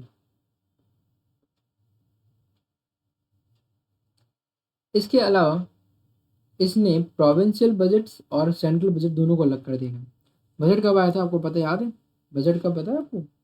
बजट आया था 1892 के अंदर आया था बजट। तो अब आपके बजट की जो 1892 बजट आया था ना, डिस्कशन हो रहा था, तो उस बजट को उन्होंने और उसमें थोड़ा सा अमेंडमेंट करा और उन्होंने बोला कि सेंट्रल का बजट लगाएगा और प्रोविंशियल का अलग होगा। तो आप देख रहे हैं, आप छोटा सा जो आपने अगर चीज़ें पढ़ी हो, तो आप देख रहे हैं पॉलिटी तो हम यहाँ से ही बहुत चीज़ें कवर कर रहे हैं। हमें अभी भी पता है जैसे हमारे हमारे स्टेट का बजट अलग होता है और हमारे सेंटर का बजट अलग होता है, ये बात आपको पता है। आज से भी अगर मैं कंपेयर करूँ तो जो चीज़ पहले होती थी उसको हमने अभी भी हम यूज़ ले रहे हैं, ये आप नोटिस कर सकते हैं। पर अब होता क्या है कि गवर्नमेंट जो है, आपको पता है इसके बाद हो जाता है आपका एक जिसको हम कहते हैं ना कि जलियांवाला बाग हत्याकांड। जलियांवाला बाग हत्याकांड इसके बाद हो जाता है। जलियांवाला बाग हत्याकांड हो जाता है तो 13 अप्रैल 1919, 13 अप्रैल 1919, हमारा right, 13 April 1919 Jallianwala Bagh.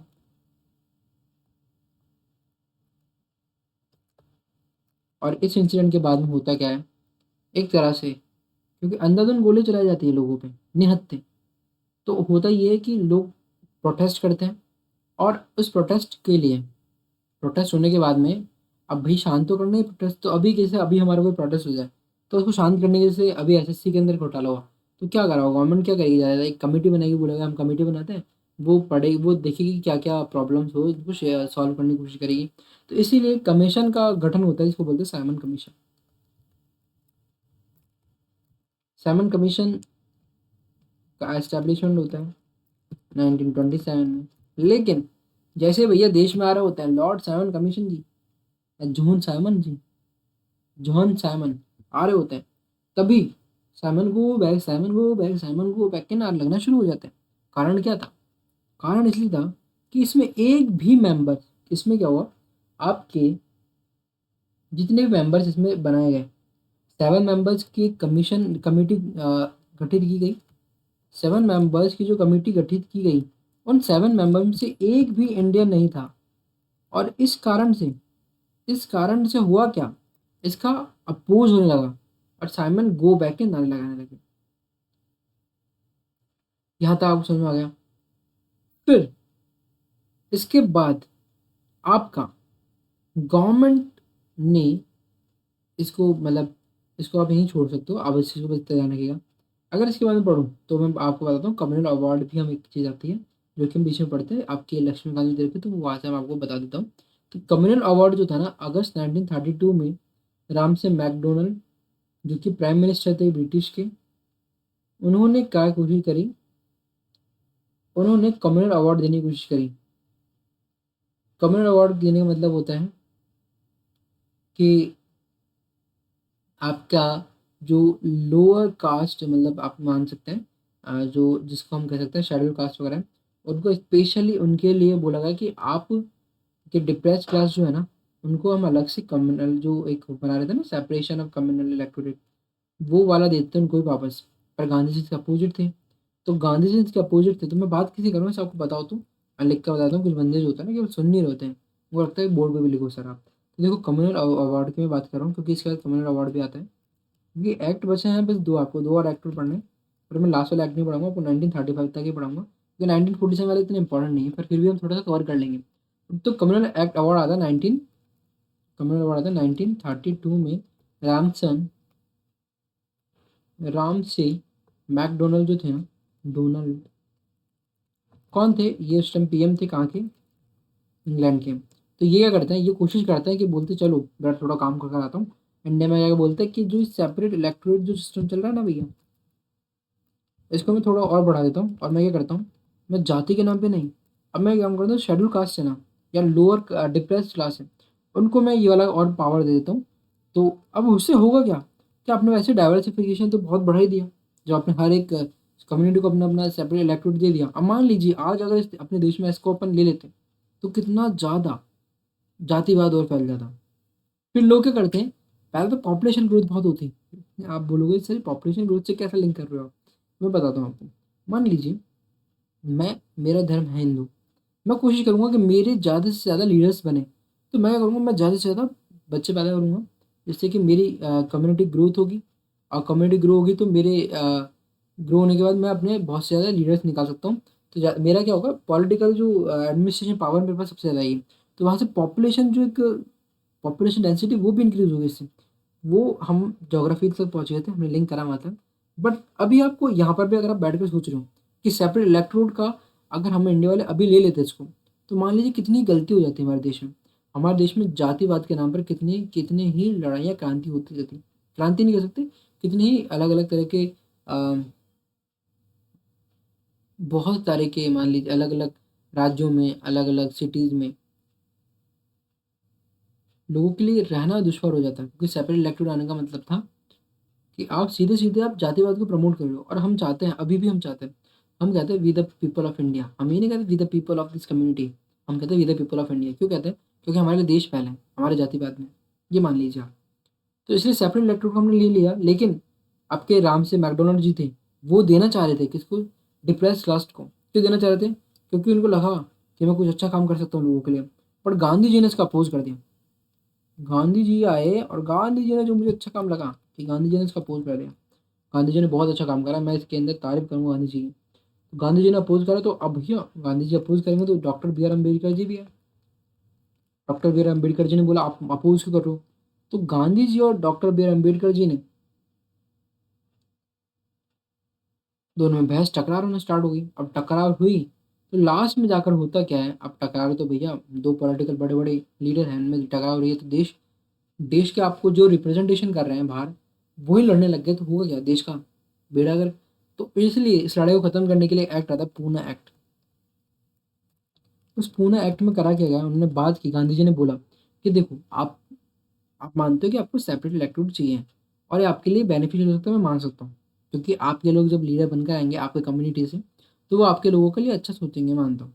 But इसके इम्पैक्ट जो है वो गलत नेगेटिव इम्पैक्ट ही पड़ेंगे, और नेगेटिव इम्पैक्ट बहुत बड़े पड़ेंगे, ये भी आपको पता है।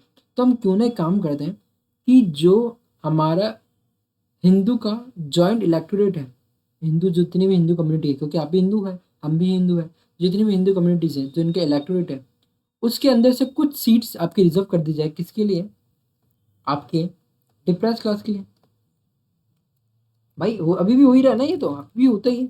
आज आप पंचायत के इलेक्शन लड़ोगे, अब आप नगर निगम के नगर पालिका के पार्षद के लिए लड़ोगे, तो आपकी सीट्स निकलती है, ओबी सीट, एस सीट क्यों निकल रही है? क्योंकि वहां से हर एक क्लास का रिप्रेजेंटेशन हो सके, जरूरी है। तो ये पूना एक्ट से चीज़ें आसान हो पाई हमारे लिए, और जो हमने अभी भी इस चीज़ को यूज़ करा है।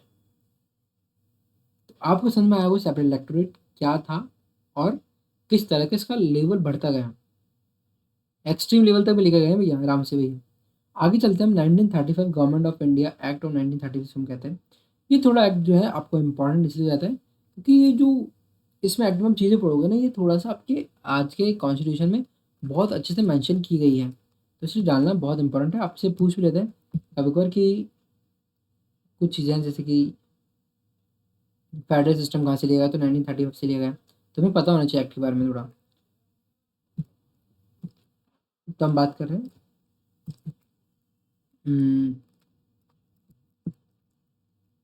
Government of India act of 1935। Government of India act of 1935, इसमें होता क्या है, ऑल इंडिया फेडरेशन की फॉर्मेशन किया जाता है, जिसमें आपकी प्रोविंसेस और प्रिंसेस स्टेट्स को एज ए यूनिट मेजर किया जाता है, मतलब माना जाता है। इसमें क्या होता है, आपके पावर का सबसे इंपॉर्टेंट चीज़ यहाँ पर लिख दीजिएगा, पावर डिस्ट्रीब्यूशन होता है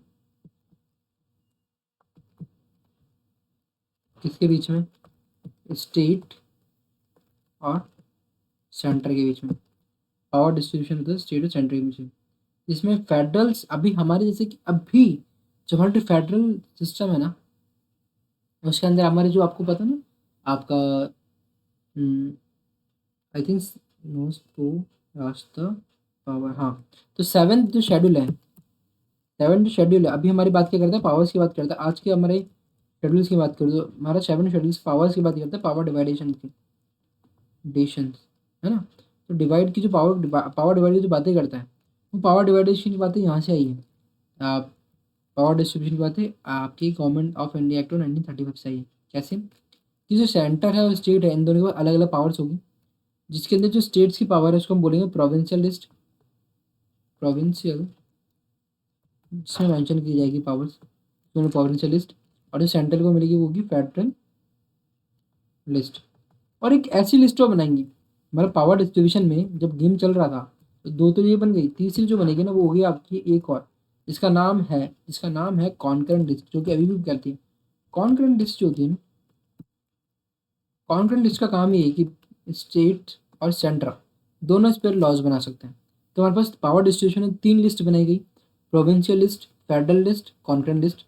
इसमें प्रोविंशियल लिस्ट में स्टेट केवल स्टेट नियम बना सकता है। जो फेडरल लिस्ट में जो जो चीज़ें मेंशन की हुई उसमें सेंट्रल लॉ बना सकता है। और कॉन्करेंट लिस्ट में जो जो चीज़ें मेंशन थी, जो जो टॉपिक सब्जेक्ट मैटर मतलब मेंशन थे, उसमें स्टेट और सेंट्रल दोनों लॉ बना सकते हैं। दूसरी चीज़ इंपॉर्टेंट, डायर के सिस्टम को इसमें क्या करा, अबॉलिश कर दिया गया। कहाँ पे, प्रोविंसेस में। अब सर डायरेक्ट सिस्टम क्या था, आपको याद नहीं है क्या, याद नहीं है। ट्रांसफर रिजर्व गवर्नर एडमिनिस्ट्रेशन करेगा, बट ट्रांसफर में कौन होगा, लेजिस्लेटिव काउंसिल जो है इसकी लिए जिम्मेदारी लेगी, है ना। और आपके रिजर्व वाले कौन लेगा, आपका एग्जीक्यूटिव काउंसिल लेगी, है ना। हाँ, तो आपके डायर के सिस्टम को जो था ना उसको प्रोविंसेस में अबॉलिश कर देगा। इसको प्रोविंशियल ऑटोनॉमी इसकी जगह रखा गया, मतलब आपके डायरेक्ट सिस्टम की जगह प्रोविंशियल ऑटोनॉमी को इंट्रोड्यूस किया गया। मतलब खुद के पास पावर्स है उनकी, खुद की उनको ज़्यादा दिमाग लगाने की जरूरत नहीं है, ठीक है। लेकिन डायरेक्ट सिस्टम को डायर की सिस्टम को सेंट्रल में तो भैया मान लिया गया, सेंट्रल में तो भैया अडॉप्ट किया गया, सेंट्रल में तो माना जाएगा, बट आपके प्रोविंसेस मतलब स्टेट्स वगैरह में नहीं माना जाएगा। आपके बाइकैमरलिज्म हम अभी नहीं पढ़ा था हमने, बाइकैमरलिज्म। बाइकैमरलिज्म कौन से आपका 1919, एम आई, यस। बाइकैमरलिज्म था वो 11 प्रोविंसेस में से, 11 प्रोविंसेस मतलब 11 स्टेट्स में से आपके कितने में से कितनों को दे दिया गया, वो 11 प्रोविंसेस में से 6 प्रोविंसेस में लागू कर दिया गया था। और ये बहुत इंपॉर्टेंट है, ये क्वेश्चन पूछा गया है। इसमें 6 कौन कौन सी थी, लेजिस्लेचर मतलब आपकी 6 कौन कौन सी थी, आपके Bengal, Bombay, Madras, Bihar, Assam and United Provinces. ठीक है, यहाँ पे आपके अपर हाउस और लोअर हाउस है दोनों कर दिए गए, जैसे हमारे होता है ना, जैसे हमारे कहाँ गए, कबूतम से आ जाते हैं ना, तो वहाँ पर क्या क्या है, आपके विधानसभा होते हैं, विधान परिषद दोनों होते हैं। तो यहाँ पर हमारे उस टाइम के अंदर 11 प्रोविंसेस में से 6 प्रोविंसेस में लागू किया गया बाईकैमरलिज्म, ठीक है। इसने सेपरेट इलेक्टोरेट को एक्सटेंड करके रखा था, मतलब यहाँ पर खत्म नहीं हुआ, सेपरेट इलेक्टोरेट चल रहा था, सेपरेट इलेक्टोरेट अभी भी चल रहा था। एंड सिक्स जो चीज़ है यहाँ पे, इसने अबॉलिश कर दिया काउंसिल ऑफ इंडिया, क्योंकि जो कि बनाई गई थी 1858 के थ्रू। इसमें एसओएस के जो अंडर में आपकी काउंसिल ऑफ इंडिया बनाई गई थी ना, 15 मेंबर्स की काउंसिल, उसको उसने बंद खत्म कर दिया, अबॉलिश कर दिया। आरबीआई के फॉर्मेशन होता है यहाँ पे, आरबीआई को यहाँ पे सेंट्रल बैंक माना जाता है। करेंसी और क्रेडिट ऑफ कंट्री को ये क्या करेगी, रेगुलेट करेगी, कंट्रोल करेगी, ठीक है। यहाँ पे फेडरल कोड का फॉर्मेशन भी होता है, एट जो है आप फेडरल कोड भी आप यहाँ लिख सकते हैं, फेडरल कोड जो है का एस्टेब्लिशमेंट होता है। तो ये था हमारा 1935 का एक्ट जो कि हमने देखा।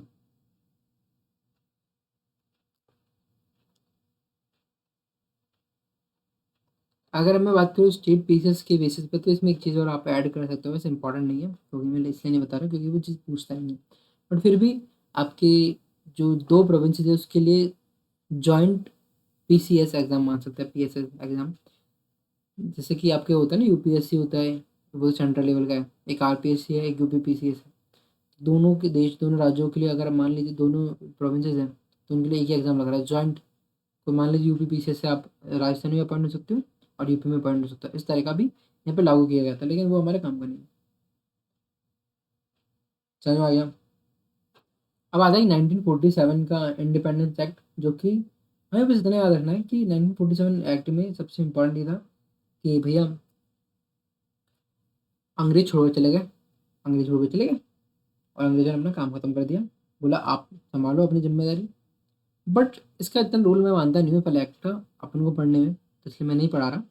अब हम आते हैं हमारे दूसरे पॉइंट पे, दूसरे चैप्टर जो है मेकिंग ऑफ कॉन्स्टिट्यूशन। बहुत इंपॉर्टेंट, बहुत ज़्यादा इंपॉर्टेंट। हर ये यूपीएससी में इतना ज़्यादा नहीं पूछ सकता जितना कि आपके एसएससी में पूछता है, स्टेट पीसीएस में पूछता है। रीज़न क्या है, यहाँ से आपके डायरेक्ट फॉरवर्ड क्वेश्चन पूछता है, यूपीएससी थक चुका है ऐसे क्वेश्चन पूछ पूछ के। तो हम दूसरा जो हमारा चैप्टर अब हम स्टार्ट कर रहे हैं, इसका नाम है मेकिंग ऑफ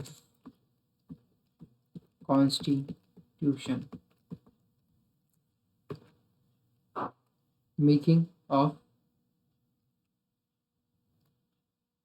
किसको प्यास से लग रही तो आप रुक सकते हैं, कोई दिक्कत नहीं है। मैं तो डिजाइन मार रहा हूँ जब तक। कैसे लगा आपको पढ़ के, वैसे लगा कैसे पढ़ाई करके, मतलब अगर अब वैसे तो आप ये लाइव नहीं ले रहे होंगे क्योंकि मैं लाइव लगाई चालू नहीं करी, क्योंकि इतना लाइव का भी कई कई सिस्टम बैठ जाता है।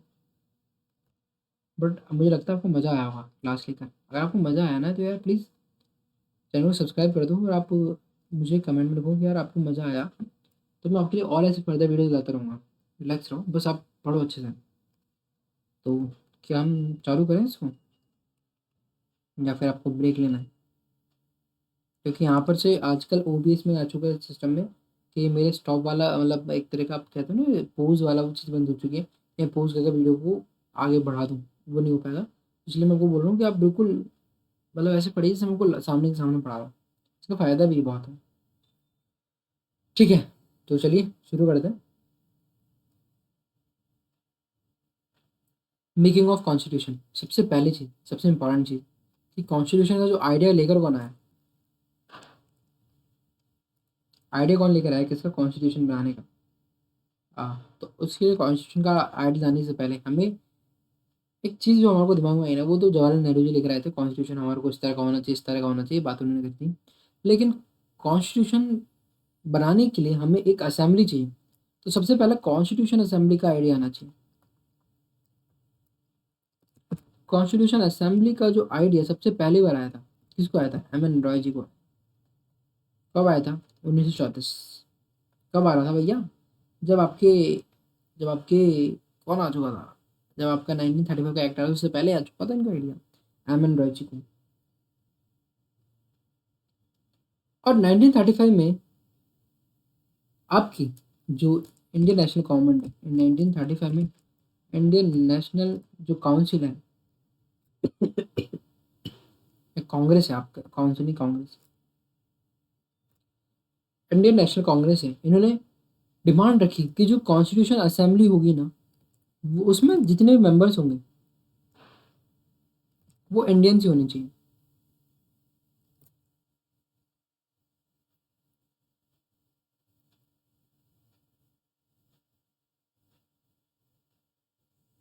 और इसमें एक बात और कही कि कॉन्स्टिट्यूशन का जो फॉर्मेशन है वो इंडियन के द्वारा ही होना चाहिए। इसमें कोई भी बाहर के लोगों का इसमें मतलब इंटरफेयर नहीं होना चाहिए। जैसे कि ब्रिटिश क्राउन के अंदर काम चल रहा था, तो ब्रिटिश वाले ये सोचे कि हम थोड़ा सा इसमें अपना कुछ डाल दें चीज़ें, तो वो चीज़ का ना मना कर देता। और ये मानी कब गई बात, ये जो बात थी डिमांड वगैरह थी, मान ली गई 1940 में, जब एक अगस्त ऑफर हुआ, उसको मैं कहता है अगस्त ऑफर। ये डिमांड अगर नहीं मानते तो भैया आपके British east India company, British India की कंपनी जो मतलब ब्रिटिश जो लोग थे वो आके बीच में इंटरफेयर करते, तो उन्होंने बात मान ली कि ठीक है। अगस्त ऑफर में 1940 में ये बात मान ली गई। और मान भी क्यों ली गई? क्योंकि भैया उस टाइम चल रहा था वर्ल्ड वार 2 और यूके को चाहिए थे वॉरियर लड़ने वाले, और उनको पता था कि भारत के लोग लड़ने में बहुत आगे हैं। तो इसलिए उन्होंने बोला अच्छा हम आपकी बात मान लेते हैं, लेकिन आप हमारी सहायता करो किसमें, हमारे वर्ल्ड वार 2 की लड़ाई में। तो इंडिया ने वो करा भी, सहायता भी करी। तो वहां से ये थोड़ा सा इसकी हिस्ट्री यहाँ से निकलती है। तो कॉन्स्टिट्यूशन असेंबली ना एम एन रॉय ने पहली बार रखी 1934 में, ये इसका 1934 है। और 1935 में आपके इंडियन नेशनल कांग्रेस ने कॉन्स्टिट्यूशन असेंबली के मेंबर जो होते हैं वो इंडियन होने चाहिए। किसने रखी बात? जवाहरलाल नेहरू जी ने बोला। ये जवाहरलाल नेहरू जी ने बात रखी थी ये भी। और 1940 में ये बात को मान लिया गया। अब बात आता है कॉन्स्टिट्यूशन असेंबली जो होती है ना वो नवंबर 1946 में बनती है। तो अगर मैं डायग्राम से चीज़ें समझाते जाऊँ, मैं अगर इस चीज़ को मैं ऐसे रखते जाऊँ, एक सेकेंड, थोड़ा सा मोटा इसको बनाना चाहिए ज़्यादा जो है, ऐसे। मैं ऐसा क्यों कर रहा हूँ मैं आपको बताऊंगा। बस आप देखते जाइएगा, ये साफ मैं बना रहा हूँ। ये चीज़ आपके लिए आसान हो जाएगी क्योंकि मैंने कर रखी इन चीज़ों को। तो देखो 1934 में कॉन्स्टिट्यूशन असेंबली की डिमांड आती है। एंड 1935 में इंडियन नेशनल कांग्रेस बोलती है कि हाँ कॉन्स्टिट्यूशन असेंबली के मेंबर्स इंडियन होने चाहिए। एंड देन 1940 में आता है अगस्त ऑफर। 1940 के बाद में पहली बार कॉन्स्टिट्यूशन असेंबली बनती है।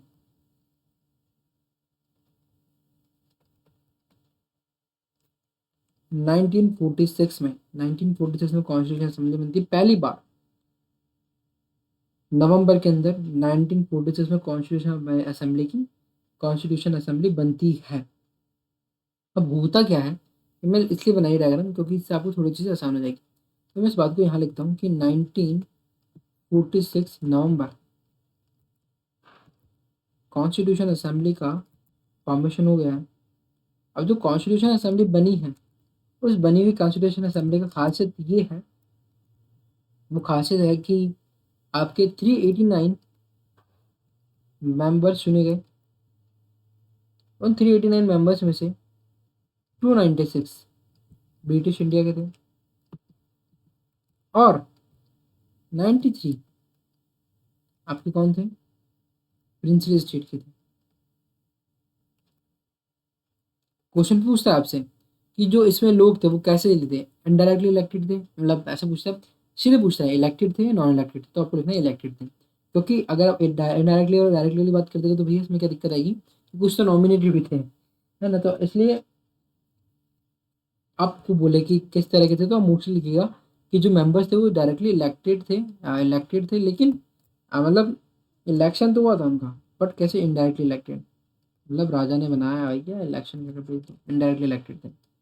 और इसमें एक बात जो कहा जाती है कि कॉन्स्टिट्यूशन असेंबली में मोस्टली कौन थे, आपके लीगली जो नॉलेज रखने वाले बंदे थे, एलएलबी करे हुए बंदे, एलएलबी करे हुए भाई साहब, लॉ की नॉलेज रखने वाले लोग, वो थे। ठीक है।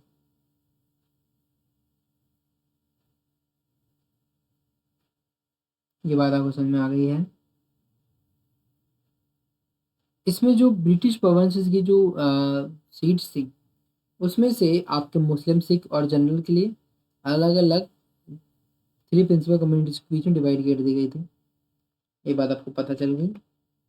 आगे चलते हैं। जो प्रिंसिपल स्टेट से लोग इलेक्ट कराए थे उनको किसने, भाई प्रिंस ने इलेक्ट कर भेजा होगा। वहाँ नॉमिनेशन स्टार्ट हो चुका था भाई, वहाँ पे इलेक्शन नहीं हुआ। वहाँ पे प्रिंसिपल स्टेट से मोस्टली जो थे ना वो नॉमिनेटेड लोग आए थे वहाँ से। ठीक है।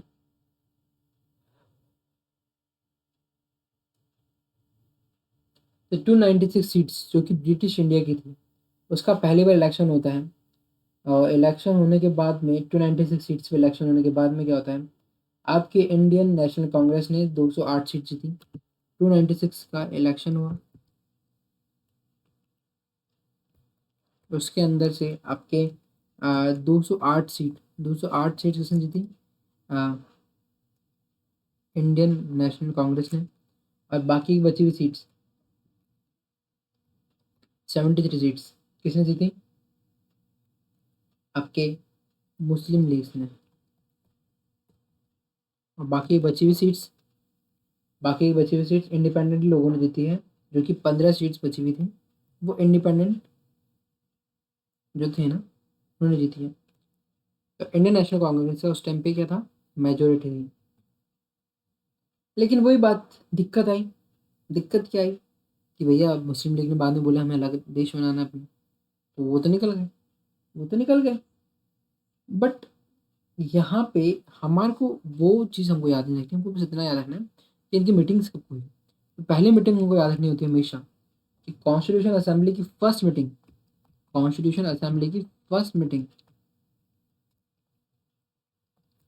कब हुई? दिसंबर 1946 में। मतलब दिसंबर के महीने में 1946 में इनकी कॉन्स्टिट्यूशन असेंबली की फर्स्ट मीटिंग होती है, जिसमें राजेंद्र प्रसाद से आपको सबसे आपके ओल्ड आप सॉरी सच्चिदानंद सिन्हा जी को ओल्डेस्ट मेंबर होने के कारण सच्चिदानंद सिन्हा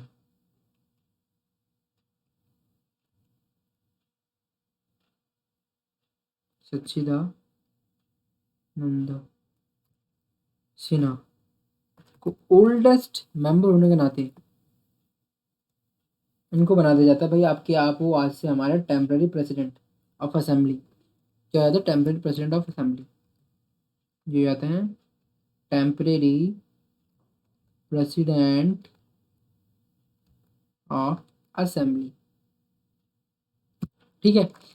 इसके अलावा आपके जो राजेंद्र प्रसाद जी थे उनको आपका प्रेसिडेंट किसका किया जाता है, इलेक्ट किया जाता है आपका असेंबली का। वहीं एस सी मुखर्जी और बीटी कृष्णचार्य जी को इलेक्ट किया जाता है vice president. S C Mukherjee and BT Krishnacharya ji को कृष्णमाचारी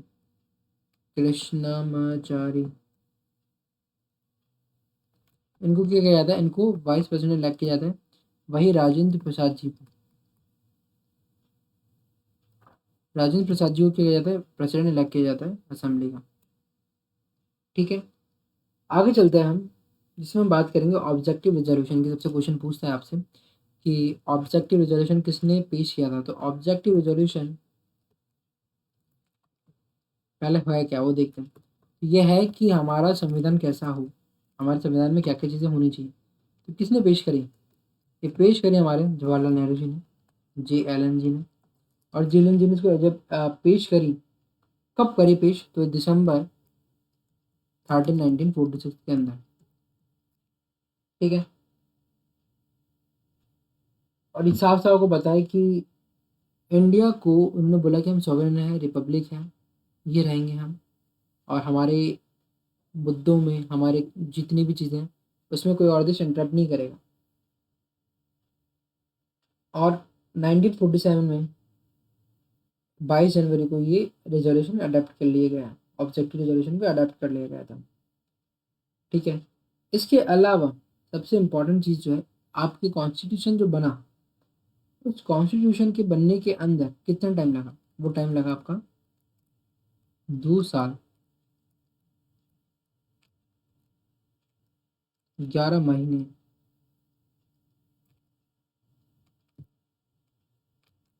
एक सेकंड, 11 महीने और 18 दिन। 2 साल 11 महीने 18 दिन लगे थे बनने के अंदर। 2 साल 11 महीने 18 दिन। टोटल की टोटल कितने सेशन ले गए? 11 सेशन हुए थे। ठीक है। और इसके अंदर सबसे इम्पोर्टेंट बात ये थी कि मुस्लिम लीग ने अपने आप को इससे बाहर निकाल लिया था। और अब बचे कितने लोग थे? 299 लोग बचे थे। जब आपकी मुस्लिम लीग माइनस हो गई ना, बाहर चली गई, तो बचे 299 लोग। कितने में से? 389 में से। ठीक है। ये बात हमारे को बस इतने से याद रखनी है इसके अंदर और कुछ चीज़ें ज़्यादा काम की नहीं है। और लास्ट सेशन कब हुआ था इसका? फर्स्ट सेशन मैंने यहाँ पर लिखा ना, अम, हम्म, 9 वाली तारीख लिखी ना यहाँ पे। तो ये December 9, 1946 में पहला सेशन हुआ, और लास्ट सेशन होता है यहाँ पे आपके 1950 में जनवरी के अंदर होता है, 24 जनवरी, 24 जनवरी 1950 में आपका लास्ट सेशन होता है, लास्ट। ठीक है, अब बात करते हैं यहाँ से इम्पोर्टेंट जो चीज़ निकलती है वो ये आती है कि इसी के साथ में हमारे मेजर कम्युनिटीज़ भी और माइनर कम्युनिटी कमेटी का निर्माण भी किया गया, जिनका बहुत ज़्यादा रोल था कॉन्स्टिट्यूशन असेंबली में, कॉन्स्टिट्यूशन को बनाने में। तो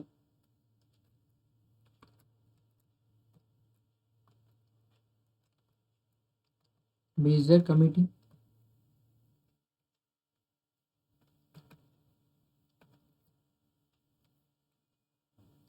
और पहले मेजर कमेटी की बात करते हैं। तो 8 मेजर कमेटी थी, जिसमें कि आपके JLN जवाहरलाल नेहरू जी जिनके हेड थे, उनका नाम पहले मैं लेता हूँ।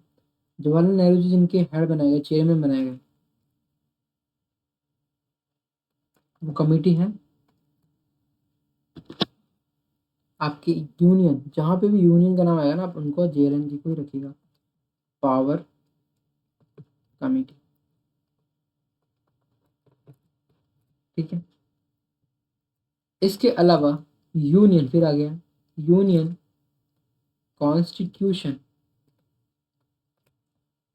कमेटी, इसमें भी आपके सामने रहेंगे JLN जी। ठीक है, इसके अलावा सरदार वल्लभ भाई पटेल का भी कुछ मैं आपको बताऊंगा। सरदार वल्लभ भाई पटेल का भी एक बहुत ज़्यादा इंपॉर्टेंट रोल रहा है, वहाँ पे आपको बताऊंगा। वहीं पे एक बस एक जगह स्टेट आ जाएगा यार, थोड़ा सा स्टेट वाली चीज़ आ जाएगा, स्टेट कमेटी। इसकी मेंबर, इसके भी जो हेड थे ना आपके चेयरमैन रहे, वो JLN जी रहे। तो तीन के तो ये रहे, 8 मेजर आपकी 8 मेजर कमेटी थी, आपको याद है ना, 8 मेजर कमेटी थी, उसमें मैंने 3 आपको बता दी है। इसके अलावा सरदार पटेल जी की, सरदार पटेल जिनके हेड थे, उस पर हम बात करते हैं। सरदार पटेल का था एक तो प्रोविंशियल कॉन्स्टिट्यूशन कमेटी। पहले जो थे इनका आपका प्रोविंशियल कॉन्स्टिट्यूशन कमेटी जो थे ना, उसके जो चेयरमैन थे आपके सरदार पटेल जी थे। अब बात आती है राजेंद्र प्रसाद जी की।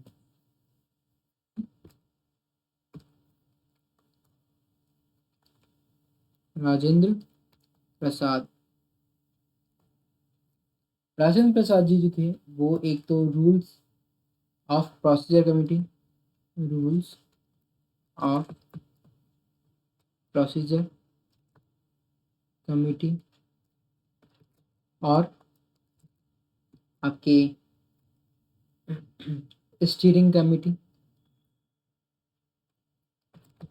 देखिए, नाम स्टीयरिंग क्यों पड़ा होगा पता है आपको? क्योंकि स्टीयरिंग कौन सा मतलब, जो सब मतलब सब समझदार आदमी होता है।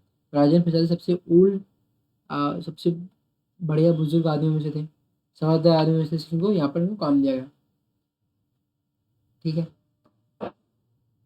और एक चीज़ जो थी ना कि आपके एडवाइजरी कमेटी थी fundamental rights minority and tribal, जो कि एक्सक्लूडेड एरियाज थे ना ट्राइबल्स के, उनकी उनके भी सरदार पटेल उनके हेड थे। ये मैं आपको बताना भूल गया कि जो आपके माइनॉरिटीज और ट्राइबल एक्सक्लूडेड एरियाज थे ना, उनके जो हेड थे ना, वो हेड कौन थे? आपके सरदार पटेल थे। कितनी हो चुकी है? दो, दो तीन, दो दो चार, चार तीन सात, सात हो गई। बची एक, और बची एक वो है आपकी, कौन सी बच गई? एक सेकंड, वो चेक करना पड़ेगा कितनी हो गई। 3, 2, 5, 2, 6, 5 और 7, 7 हो गई ना। तो हमने कौन कौन सी गलती है?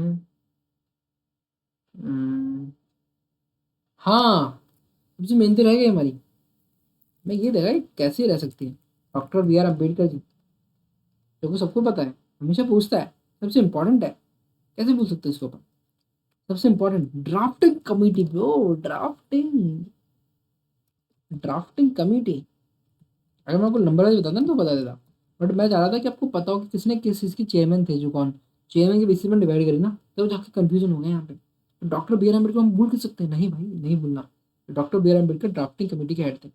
अब इसमें एक बात जो थी ना कि आपकी जो एडवाइजरी कमेटी आई थी फंडामेंटल राइट्स पे, माइनॉरिटी पे, ट्राइबल एंड एक्सक्लूडेड एरियाज में, तो इसमें जो सरदार पटेल जिनके हेड थे ना, तो उसका थोड़ा सा आप यहाँ पर नोटिस करिएगा। उसकी मैं बात आपको बता देता हूँ कि जो फंडामेंटल राइट्स की जो आई थी ना, माइनॉरिटी, ट्राइबल एरियाज, इनके अंदर जो आपके कमिटी सब कमिटीज बनी थी, 5 सब कमिटीज, उसमें जो फंडामेंटल राइट्स है ना, उन कमिटी के फंडामेंटल सब कमिटी जो थी उनके जो चेयरमैन थे वो थे जेपी कृपलानी।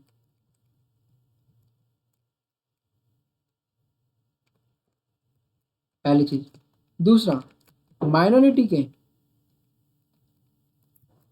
माइनॉरिटी की जो सब कमिटी के जो हेड थे वो थे S C Mukherjee.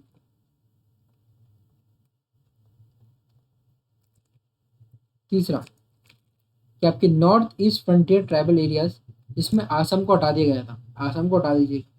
North east frontier tribal areas मतलब नॉर्थ ईस्ट के ट्राइबल एरियाज, जिसमें कौन नहीं है, आसाम नहीं है। उसके हेड कौन थे आपके? गोपीनाथ बरदोले। आप इसको याद कैसे रख सकते हो कि देखो आसाम है, आसाम में आपका लड़ाई दंगे चल रहे हैं, तो वहां पर गोपी गोपी बहू को अपॉइंट करेंगे अपन? नहीं अपॉइंट नहीं करेंगे। क्यों करेंगे अपॉइंट गोपी बहू को? लड़ाई दंगे चल रहे हैं, क्योंकि गोपी बहू लड़ाई नहीं कर पाएगी इतनी। तो गोपीनाथ जो थे उनको वहां लगाया गया, वहां का चेयरमैन बनाया गया, जो कि नॉर्थ ईस्ट के थे, और ट्राइबल एरियाज नॉर्थ ईस्ट के जिनमें असम को इंक्लूड नहीं किया गया। excluded and partially excluded area other than those in Assam सब कमिटी, इनके भी हेड कौन थे? excluded and partially excluded areas, किसको छोड़कर? आसाम को छोड़कर।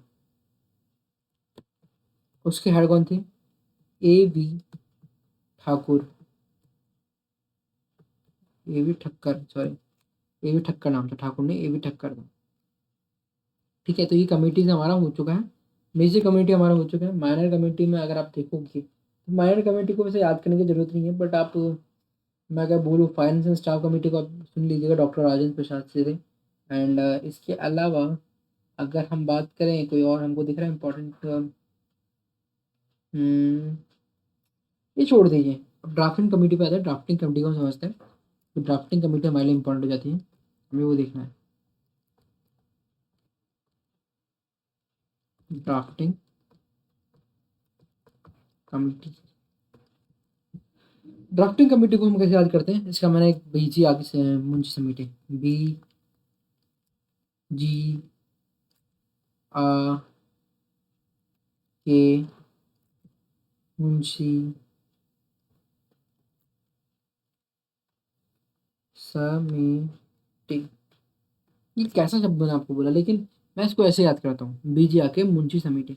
मतलब समेटना तो उस चीज़ को इकट्ठा करना होता है, वो बीजी हमारे माता जो, मतलब शायद तक हरियाणा पंजाब में अपने जो माँ होती है उनको बोलते हैं बीजी, या फिर दादी को बीजी बोलते हैं। और आके मतलब आने के बारे में बात करो, मुंशी तो ऐसे मैंने कोई भी नाम ऐसे याद कर लिया, मुंशी तो बीजी आके मुंशी समेटे मतलब इनके मेंबर्स की लिस्ट है। ये मेंबर्स कौन कौन थे पूछता है। B, doctor B R Ambedkar. G, Gopal Krishnan Ayyar and Gopal Krishnan Ayyanar. A,